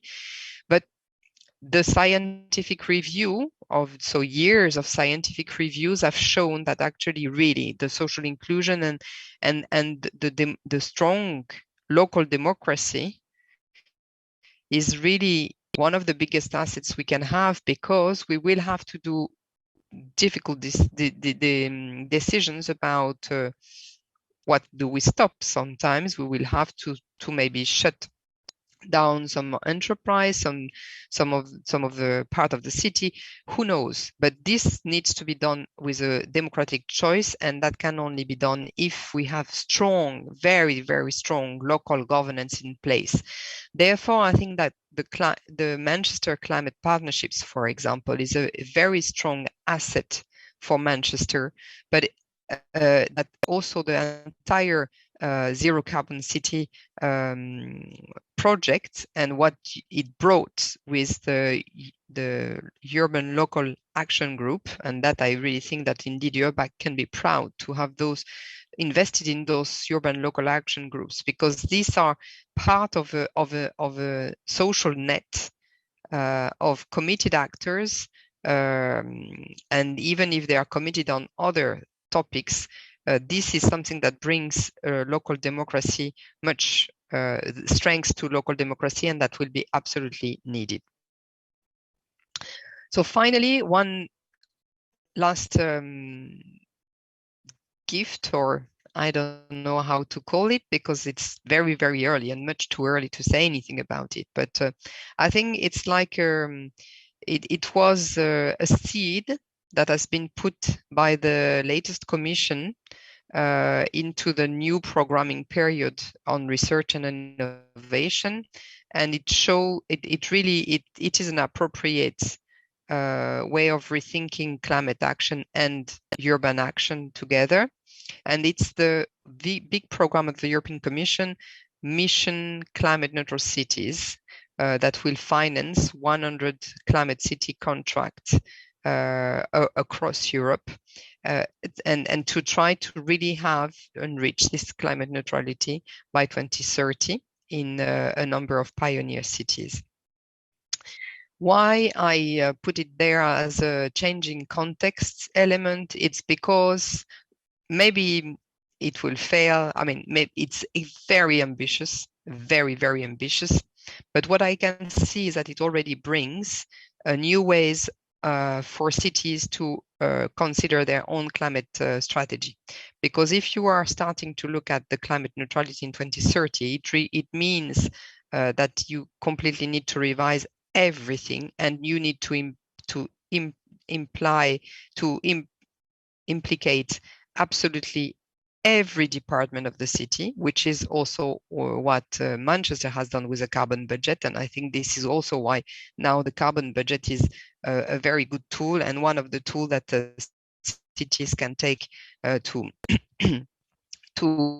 advance and to design their climate neutral city contract.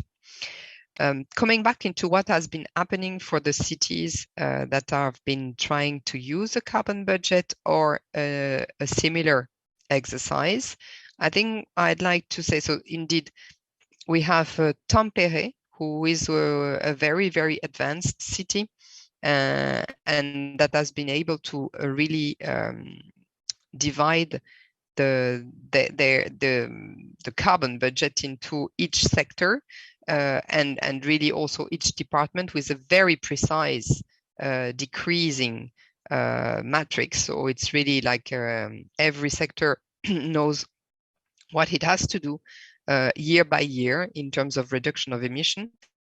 And the same thing will happen in Clermont-Ferrand, a medium-sized city in France, where they have currently they are finalizing their exercise of a carbon budget for the administration, and where they have seen that they actually only by doing that it means that every director knows that they have to do something and that they have to decrease every year their own carbon emission. Just 1 second.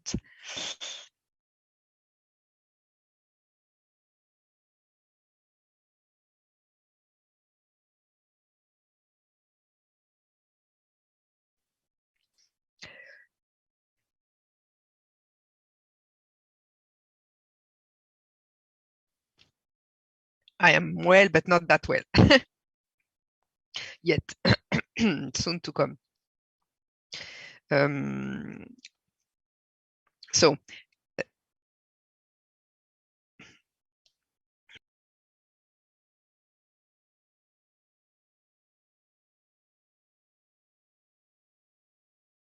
being very stoical and brave to make that input. Can we just say thanks very much to Claire for... Should be fine. No.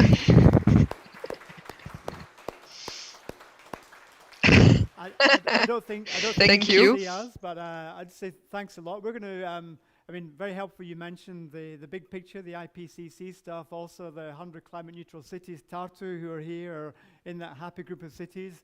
Also very good you picked up on the whole thing of the need to align the climate justice and the social justice debate. Those are sometimes two separate conversations. We're about to have a panel discussion where I'm sure we'll join some of those dots.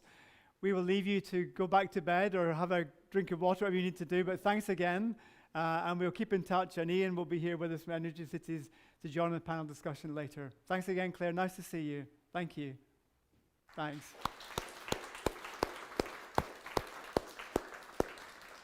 Okay, so I'm going to ask Sam Nicholson. I mean, Claire mentioned the Manchester framework. MCCA has been involved in this project since the very beginning. I came to the kickoff meeting. Johnny at that time was the person wearing your hat, and he was there. And you've been central to driving this notion of the budget, but also having this framework for the city. So ahead of our panel discussion, do you want to just say a few words, Sam, and tell us what's been happening and what the latest situation is from the perspective of the MCCA? You got your clicker? You got your microphone? Thanks. Need anything else? Got let me know. everything I need. Okay. Just wave at me if it's not working. So thank you. Hi everyone. Sam Nicholson. I'm the director of Manchester's Climate Change Agency.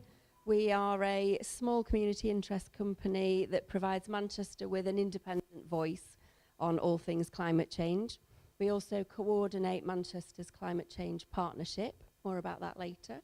And between us, we set the strategy, the climate change strategy for the city and champion positive action.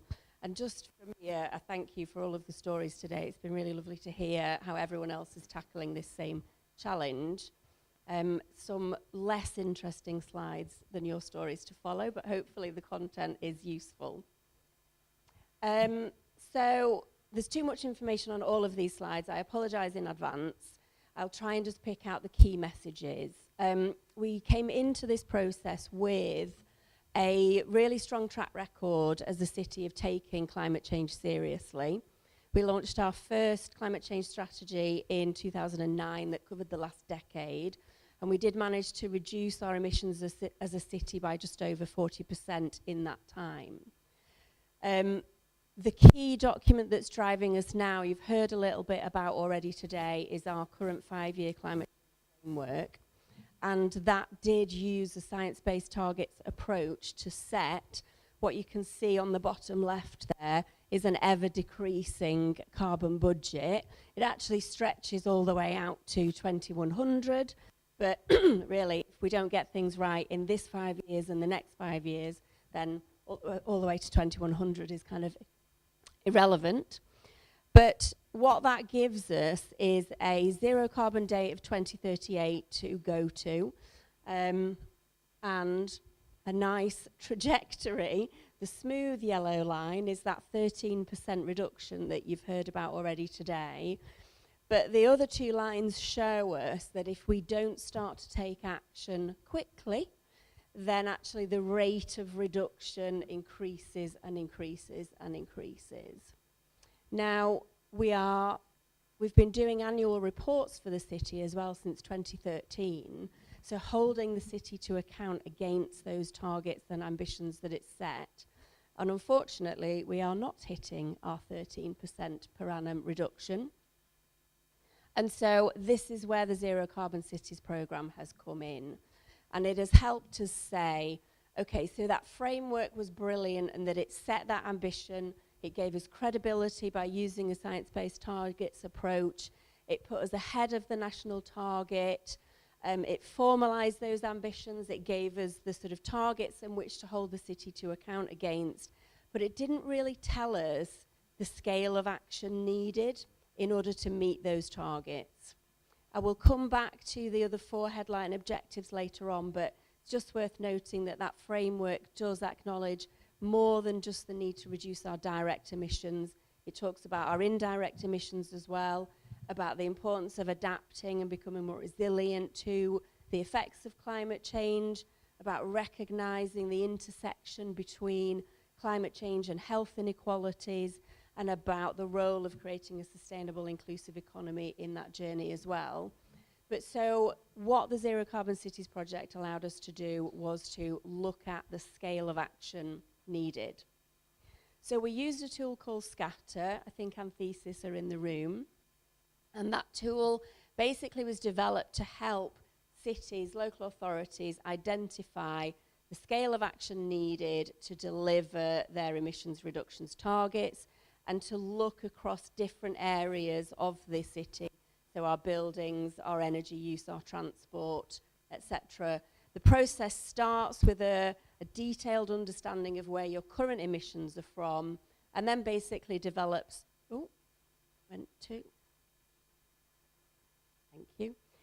starts to develop pathways.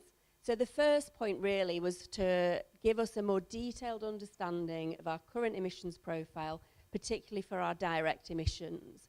So the headlines there are, we're very reliant on gas and we use our cars too much for our transport, and we don't by any means generate enough renewable energy within the city. So from there, what Scatter does is looks at different pathways to get to net zero. It's effectively, if you imagine a machine where you can pull different levers and say, well, if we do this with our housing stock, or if we do this with our transport behaviours, what does that do? Now, the upshot is, as we all know, Claire's just mentioned the kind of, IPCC recent reports. We all need to take urgent action this decade. So it was kind of no surprise that we need to pull all of the levers to maximum in order to hit our targets. Now, excuse me, there's no spoilers today because our refresh is coming out soon. So there's no specific numbers, but I wanted to give you an insight into the type of information and data that this piece of work is generating for us.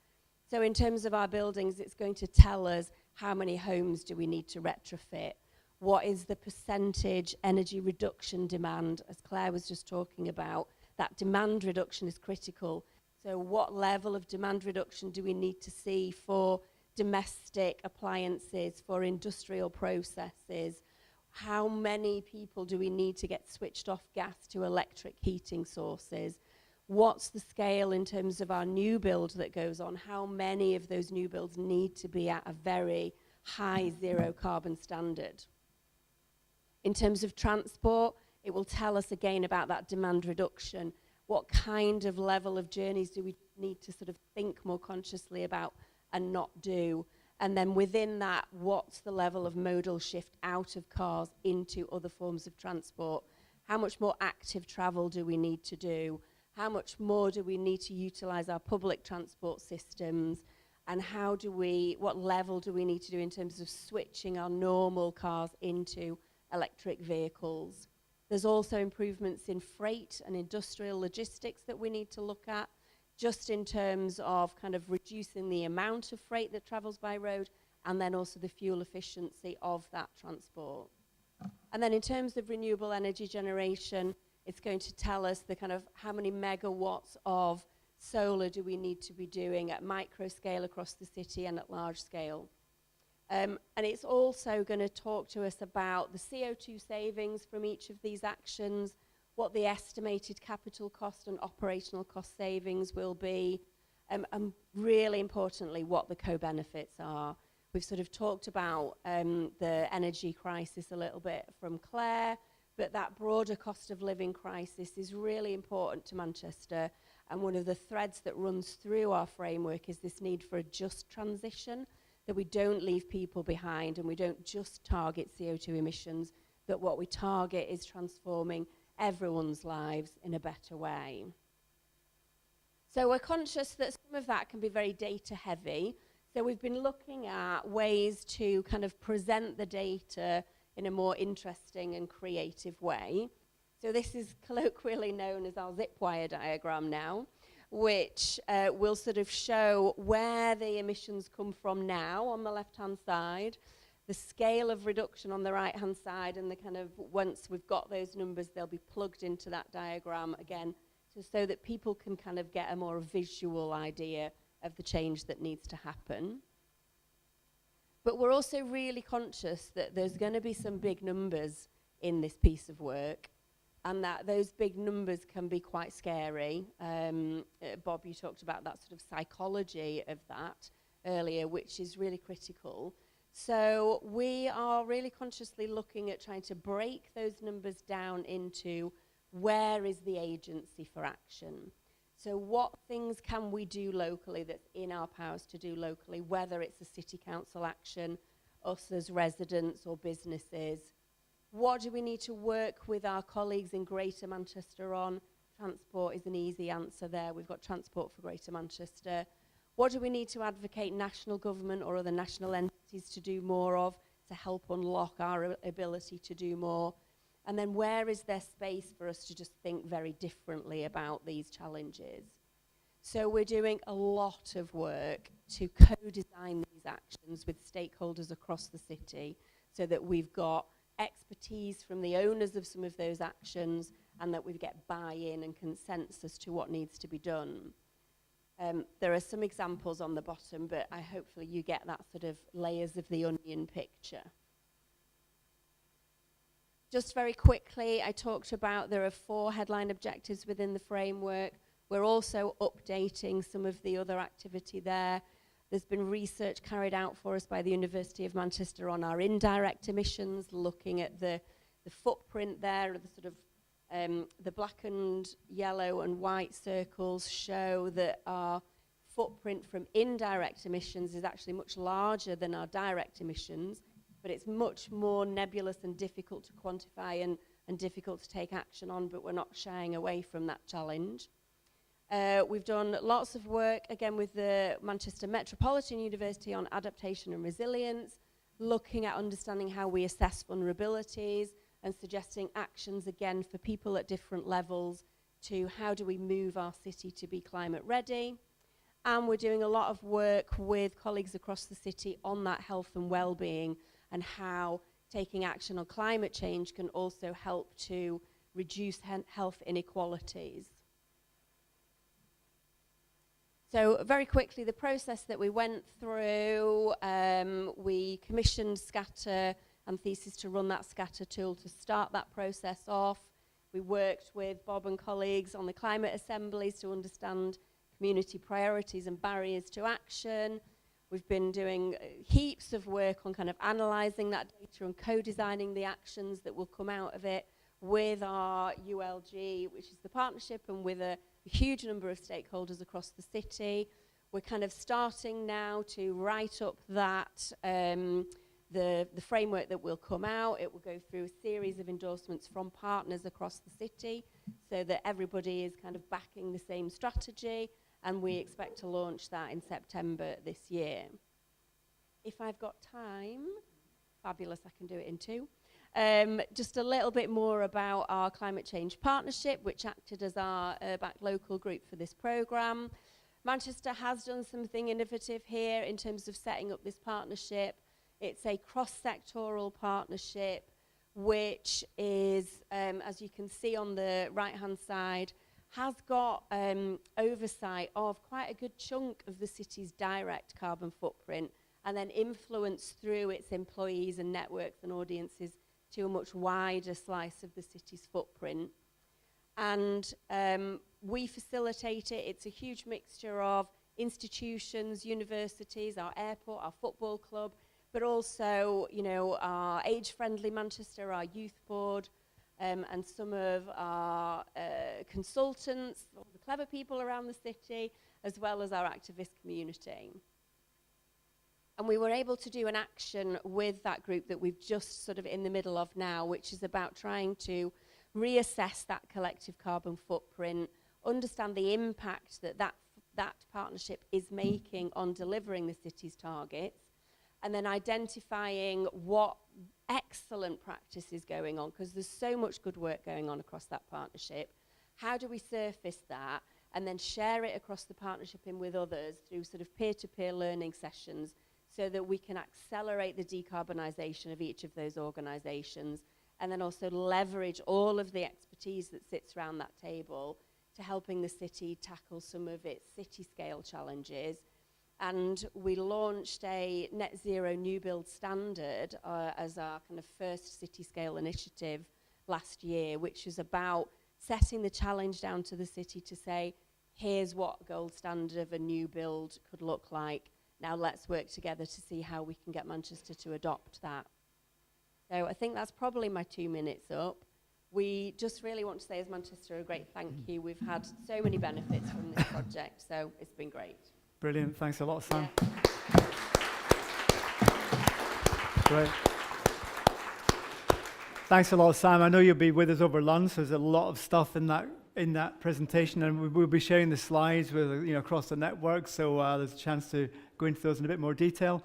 I love my job, but one of the things I hate about it is always having to push people on to the next thing, so I'm keeping an eye on the clock. I'm going to invite 4 colleagues to come and join me on the stage. So Tracey, Barbara, Iona, and Ian.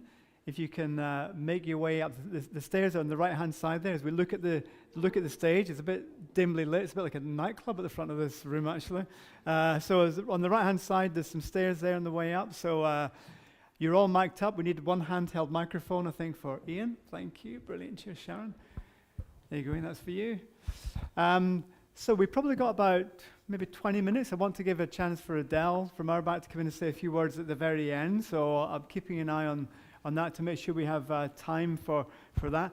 So thanks for joining us, first of all, and great to hear those city stories. I'll maybe ask Ian, first of all, because I haven't heard from you this morning, and you've been like at the centre of this whole journey. I mean, maybe pick out from from the 6 city stories that we heard today, what are the key things that you're really pleased about? I mean, it's been a zigzag journey because of COVID and everything, but if you're putting your finger on a couple of things you're really happy about as lead expert, what would they be? Sure. So, everyone hear me? So, yeah, just following on, I think for me there was, when you do ULGs, setting up your ULGs, we talk about getting the unusual suspects. So I found what was pretty nice when we were doing our transnational meetings was like in Modena the one time we had a presentation from the doctors, you know, and they were able to get the agricultural department on board. Bistrica, we had someone from the water department. I'm just saying, I've been working at energy cities quite often, you know, energy, it's your very classic, it's transport buildings. And we know, listening to Claire, you got to go beyond that. Climate goes beyond that. You need to go food. So I thought that was really great. It was like the way that the cities were able to engage those unusual suspects. They did really well. Also, the way, if you look at the films, did you notice the number of elected representatives who came and presented? There were mayors coming in, talking in a film. That's great. You don't always get that. So that was really impressive. I think as well, what was also nice was the exchange of ideas. When we had the small scale actions, even some of the cities managed to implement ideas that we picked up that the other city didn't even implement themselves.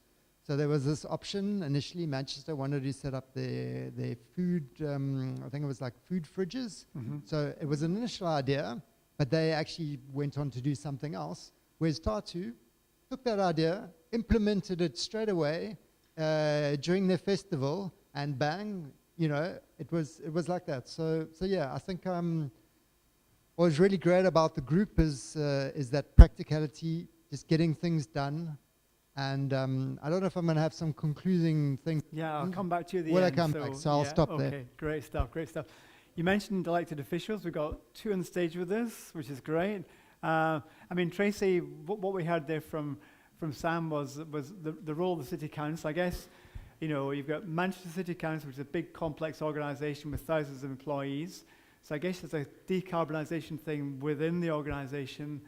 And then you've also got that kind of wider enabling, facilitating, coordinating role. Can you say a bit about how that works in practice? I mean, that's hard to do the 2 of those things well at the same time. How does that work? It's almost chicken and egg, isn't it? But that's challenges and opportunities within both situations. And I think for me, that is the excitement of this situation that we're in. And so as an organisation, it almost feels like we can control that better and monitor and change things better because we're in control of that. But actually, every one of our employees goes home to a neighbourhood. They have neighbours, they have friends, they have children, etc. So it's really important for me that we do some really good work as an organisation with our employees so that we are educating, we're learning, we're changing our mindset. My own mindset has changed so much over these past couple of years, you know, realising that actually maybe I didn't eat meat so much because I couldn't afford it as a single parent. Now I choose to eat less meat because I understand the impact on the environment. So my learning and understanding about why I make certain choices and actions in life has changed. And I think that education role that we have as an organisation is really, really important. We can decarbonise our own buildings. We can make changes that might seem really simple, but if you badge them all together, they have a really significant impact. So changing LED light bulbs, for example, changing our fleet as an organisation to electric vehicles, encouraging the use of e-cargo bikes, all of those actually make really significant impacts eventually. And then we're demonstrating that we're leading by example. So I'm not expecting my next door neighbour to go out and get an e-bike or start biking more. We're showing that we're doing these things. We're struggling. Some things don't always work. There isn't always the market. It's not cheap. Yeah. I really struggle to be able to, you know, change my home and retrofit my home, but I really want to be able to learn how to do that so I can share that learning. And that comes to the second bit that you asked me about, our influencing and enabling. We lead by example, and we have to have these difficult conversations. Manchester is such a complex city. We have so many different economies, businesses. We have a hospitality sector that's thriving, a cultural sector. How can we influence and bring those people on this journey with us, our schools, you know, our industries? It's really, really complicated. It's challenging. So we know, as Sam's already said, as an organisation, the City Council is doing well in terms of our own carbon budget, but actually as a city as a whole, it's not so good. So we really need to ramp up that messaging, those conversations to say, look, we are on this journey together, but it's everyone's collective responsibility. I can't do this for the city, we've got to do it together, and that's really, really important, but I don't shirk away from that heavy responsibility that I do actually feel as an elected member. Yeah, thanks a lot, Tracey, and I guess thanks for those kind of personal comments, because all of us individually think about what can we do differently, and then it goes up to different levels, and I guess I'm going to move to Barbara now, because Manchester's a big macro city. You walk through all this building work. It's a big metropolitan city. Vilvoorde is a smaller city, about 50,000. But I think you mentioned the importance of neighbourhoods, and I think some of the work you've been doing at a neighbourhood level is really interesting and has been really kind of impactful. Can you maybe start by telling us a little bit? I mean, maybe introduce yourself first of all, Barbara. Tell us where you fit in, and then say a bit about the neighbourhood work so we can understand it better. So my name's Barbara de Bakker. I'm an elected member in Vilvoorde. Vilvoorde is a small city next to Brussels, right next to Brussels. And going back to the resources, we're small cities, so like many other with the strengths of this learning network, small cities tend to be underfunded, struggling with resources, with manpower, just finding the people, keeping the people. So, and coming from, now I'm going to content. Our previous climate strategy, which was coming from, we have to have we have to be the lead by example. We have to reduce our emissions, our direct emissions, and finding that we cannot really achieve that. Then coming into the new strategy, okay, so people were always saying, you as the city, you have to fix this, but we can't. In fact, it's actually all of society that needs to do this, and then having to reach out. And so with the city contracts, that's really coming from bestuursakkoord, that's a Dutch word, our strategy, our contract as a coalition to involve people. A bit hit and miss. Try that microphone. I don't know what people can hear. Are they switching it off? Out a little bit. Try that. Hello? Yeah? So the city contract goes back to the contract we made as a coalition starting after the elections, where we said, okay, we have to actually involve people and really focus on participation, give them a voice and actually listen to them. So I think previously we did some experiments on participation that didn't do very well, and you tend to get maybe 20 people for the whole city well, you have the moaners and you have the critical, and then you have the constructive people, and then you have some silent people, and it's very hard to get anything to come out of it. With the new approach, the city contracts, we're going neighborhood by neighborhood, and so we do a recruitment campaign, first of all, broadly to get ideas from everybody, and then we do a recruitment campaign to select panelists, people to look at their neighborhood and to filter through all of the ideas and to take them from the idea level to the project level, and then actually we give them a budget and they have to also prioritize because we don't have enough money to do everything. And that's really working now. We've been doing it since September and it's great. We see the input of ideas is huge. We get about 300 ideas to start with per neighborhood, whereas we see cities that get 300, 500 ideas for the whole city. And the panelists now making the selection, what you end up with is a vision for your neighborhood. That's really concrete. So very excited about that. Brilliant. Thanks a lot. And a colleague from Tartu also mentioned earlier on about participatory budgets. So empowering people by giving them resources, not just asking them to make those tough decisions and prioritize, but also giving them something to to kind of make that happen. It really seems to make a difference. So thanks a lot, Barbara. We'll come back to you again shortly. Let's move to Iona, and we heard about Beatrice earlier on.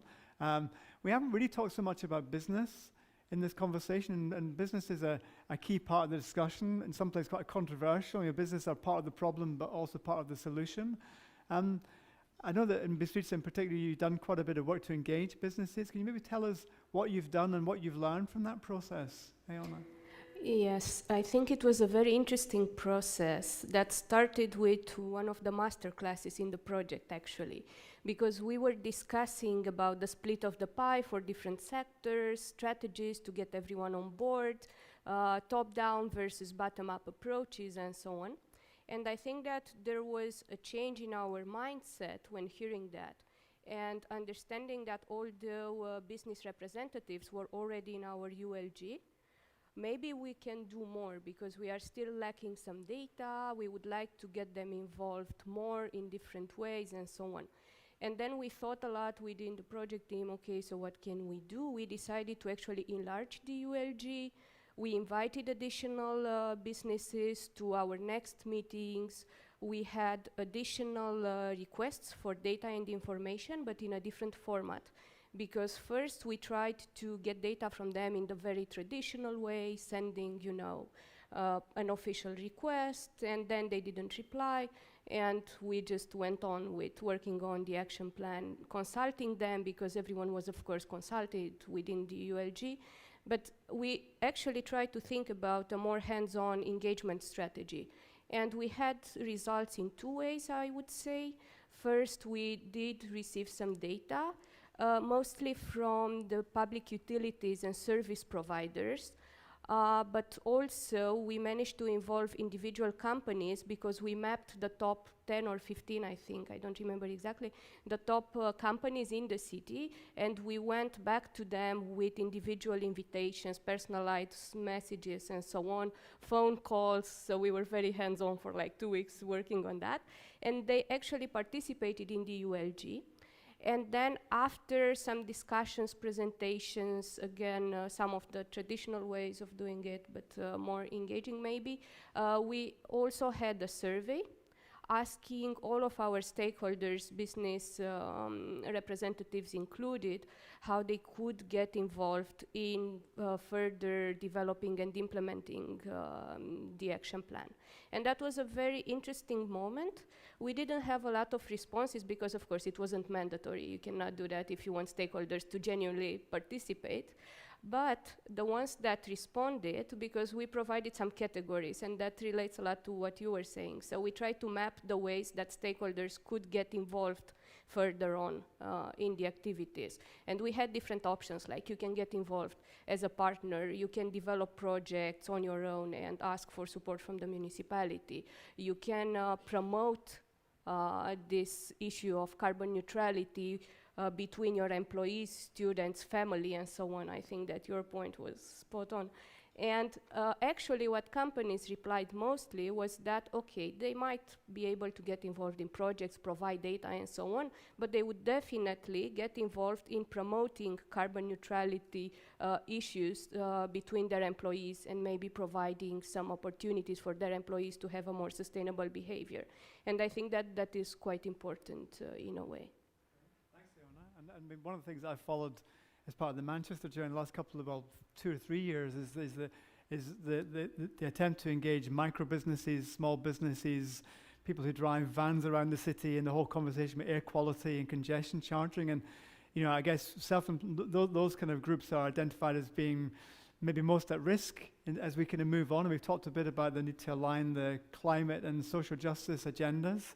I mean, from a Manchester perspective, I mean, who are the biggest groups at risk?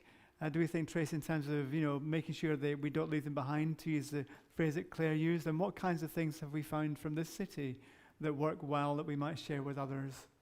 Okay. I think this is one of my biggest anxieties, and if things keep me awake at night, it is this thing about making sure we have a just transition, because this is about our lives and our futures, isn't it?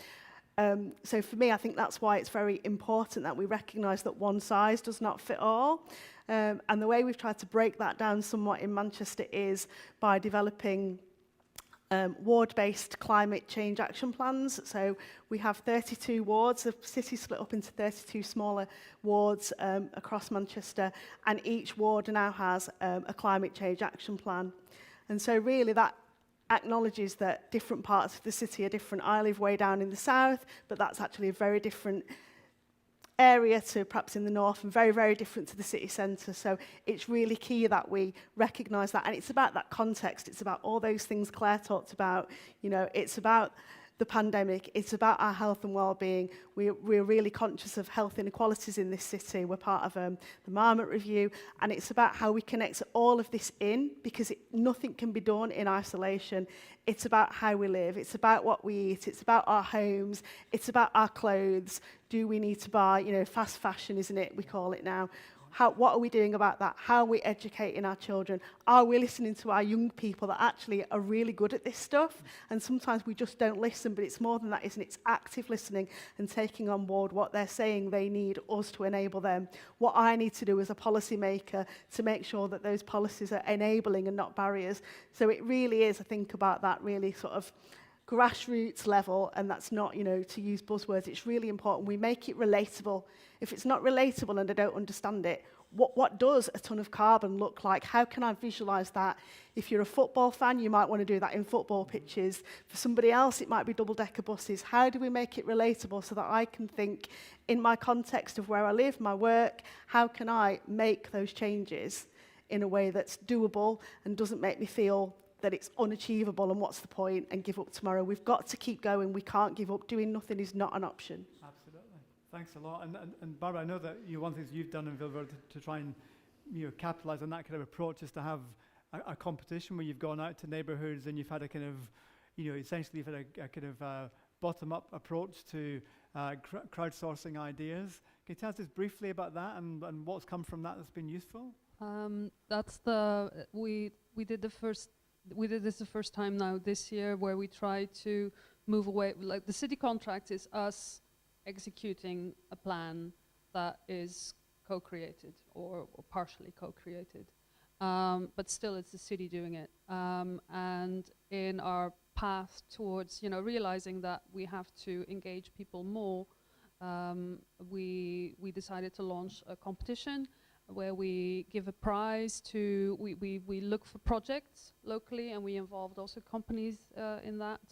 And we look for projects coming from civil society, coming from, but also from just individuals looking for interesting climate-related projects. And we decided then to award a prize, if the project's sufficiently effective, and to grant them money actually. So two projects were laureates this year, and they each get almost 10,000 euros to execute their projects. And for us, 10,000 euros, well, it's a chunk, but to these winners, it means a world of difference to their project. And so that's one way, and I think we'll continue doing that one way or another to really help us engage and have more local small projects. I think it's about having many things going on in parallel. Yeah, cool. You told me you learned a lot of things along the way from that first thing. You do things differently next time. Maybe that's a conversation over lunch for people to pick up with you. So that's a really good way to kind of like make these real, to concretize the sort of challenges, which are sometimes a bit abstract. I'm going to come back to you, Iona, just to ask, we started this conversation today with the notion of the carbon budget. Right at the beginning, we had the short animation about the carbon budget. Talked about how each city had to kind of approach that in its own way and try and customize it in its own way. Can you maybe just tell us how you've done that in Bistrica, and how you've had to work with the Manchester model to localize it in Bistrica so it works effectively for you on the ground? Yes, I think that was a very interesting experience. It was a journey, really, because first we knew nothing about it, and to our knowledge, Bistrica is the first city in Romania that is actually using this tool and trying to understand the carbon budget and to include it in the local policies. And also it's a very important moment because right now we are also developing the integrated urban development strategy for the city, the sustainable urban mobility plan. So working on the action plan and taking on the carbon budget was quite important for the other strategic documents, and we are going to include the carbon budget and the targets that we set in the other strategic documents. So from that perspective, it's quite important. From the technical perspective, we worked with all three methodologies. So we wanted to see how our carbon budget looks like from all three perspectives, so population, economy, and grandfathering. And we actually ended up choosing economy, although we also didn't have local data on the GDP or gross value added. However, we used the proxy, and then it worked out fine. We chose this option because it was the most convenient value for us. We realized that the values for the population or the grandfathering methods were way too unfeasible for us, let's put it like that. And even with the economic model, we realized that, for example, if we don't take action, we are going to use up all our carbon budget up to 2035. So this also emphasizes the urgency to act. So we chose this economic perspective, and then, of course, it was already discussed before, we realized that this is such an integrated issue and huge issue that we have to act on, that it needs an integrated perspective. And that's why our action plan includes actions in all sectors. Of course, transport and buildings are the most, let's say, consistent ones, because there's also where the emissions are the most significant. But we also included all other sectors, and we try to understand, as I mentioned before, how we can involve all stakeholder categories in order to also decrease emissions. And we are also thinking about compensation measures, because only decreasing emissions is not enough from our numbers. Great. Thanks a lot, Joanna. I mean, it's amazing how much has been packed into this relatively short space of time, and we could spend a lot of time talking about this, but we're going to have to start concluding. And yeah, absolutely. Ian, I'm just going to give you the last word, and then I'm going to invite Adele to join us to say a few final things as we wrap up. If other cities are watching this on live stream, or they're interested in being involved in URBACT, and maybe thinking about what Pascal said earlier about the chance for smaller cities who are new to this, what are the kind of top tips you would maybe give them from the experience of zero carbon cities over these last 30 months or so? It's a nice, easy question to finish with, but maybe share a couple of your own personal thoughts on that. Say a bit more. It doesn't sound as though it's on. No, try another one. I'll do a juggling act in a minute. Let's try that one. Fingers crossed. Say a bit more. Does that work or not? Yeah, it does. So I think when we started out, it's this whole thing about the science, and I would like to say that actually I discovered, well, it's not a new discovery for me. The work's been about social science, not about science. So the science is guiding us, but the social science, when I talk about social science, it's the human relations, it's the connections. That's incredibly important. What you create within an urban group is around about relationships. So when you need to set up a video within a couple of days, and you call up your ULG members and they're all ready to come in, that's not science, that's social science. That means that you've created a good relationship with people. They trust you, they come in, and they're prepared to do something for you. The major issue is that cities have all these responsibilities to achieve these huge targets. In reality, if you look at the infrastructure that they control, it's a couple of percent, it's like 2-3%, right? Everything else is outside. And so you can't do it alone. The urgency's there. You need the people, you need the personnel. So actually when Claire was doing her talk, she's prepared a paper, and she was saying social inclusion is important. Well, let me also tell you, capacity at the local level, good people working well with the capacity is incredibly important to move things forward. Cities are seen there to be leaders, but if you don't have those people working in your cities, driving it, moving things forward, you're not going to move forward. So yeah, for me, any other city wanting to do something is invest in your personnel, get good people working for you, create a great and fun working environment, and that should help you achieve things. So sorry, it's not very scientific, but it's more social science. Thanks a lot. Do you want to say a quick word, Joanna, while Adele comes to the front of the stage? Yeah. Just very quickly, I agree with Ian, but I think that what was particular about this project was also the science part. And I think that data-driven policies are particularly important, and we can move towards that.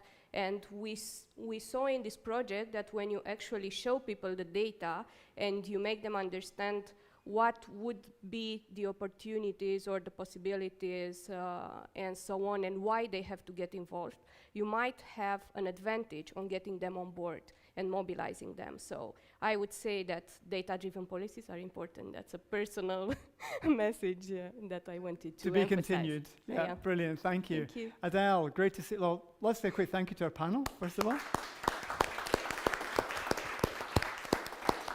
Sorry that was so short, but it will continue. Adele, great to see you. Do you want to say a few words just to try and summarize and tell us maybe about what happens next with URBACT, actually?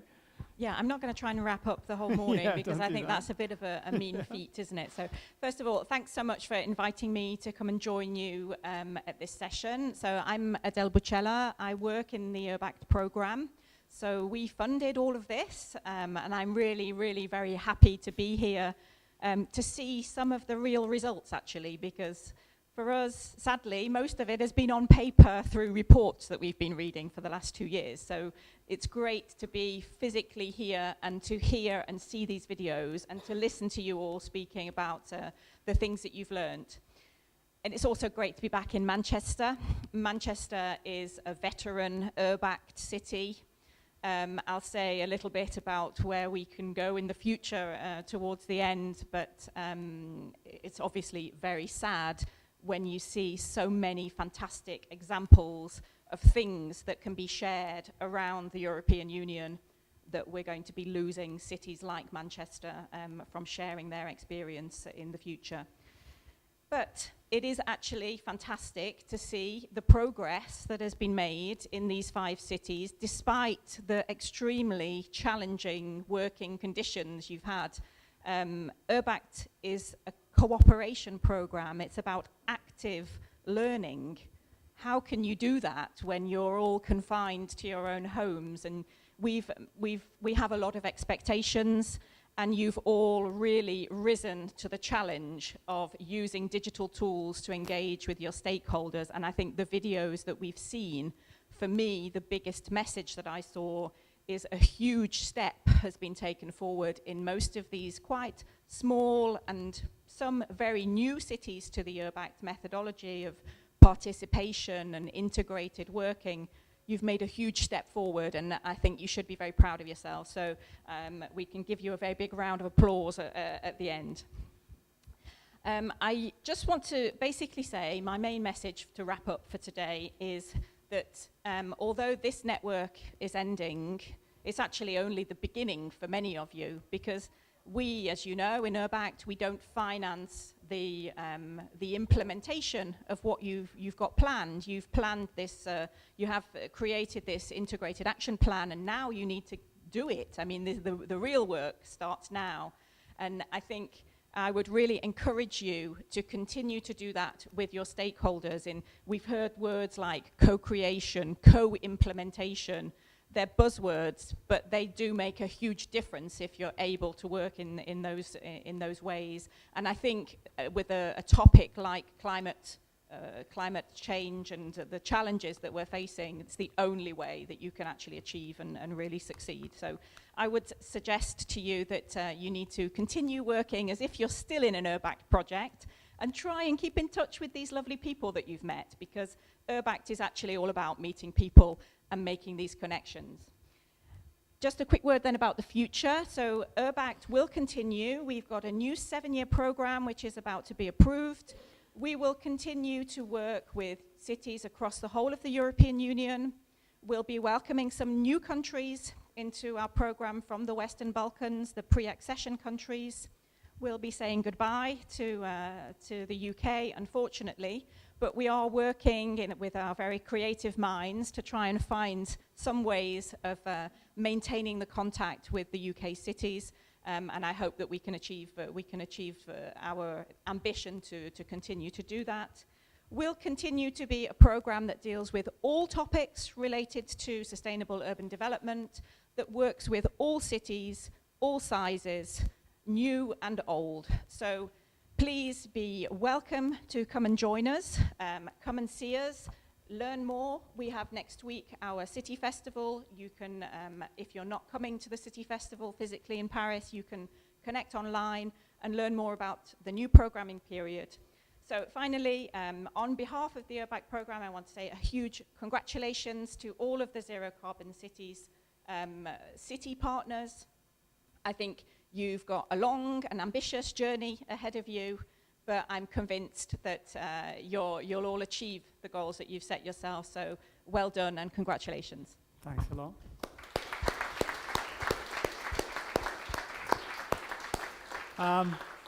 Thanks a lot, Adele. Well, that's it for us, folks. Thanks for joining us. Thanks to all of our speakers. The conversation does continue over lunch, which is outside, I think. For those of you who are from the network and you're coming on the site visit this afternoon, we're leaving at 13:45, so that's 1:45 in old money. If you're not sure how you get in there, where you're going, you can ask Grania, Craig, myself, and we'll help you know where you need to be by when. Otherwise, bon appetit, have a nice lunch, everyone. Thanks again, and thanks also to the technical team for supporting us, and enjoy the rest of your day, everybody. Thanks very much. Cheers. Bye-bye.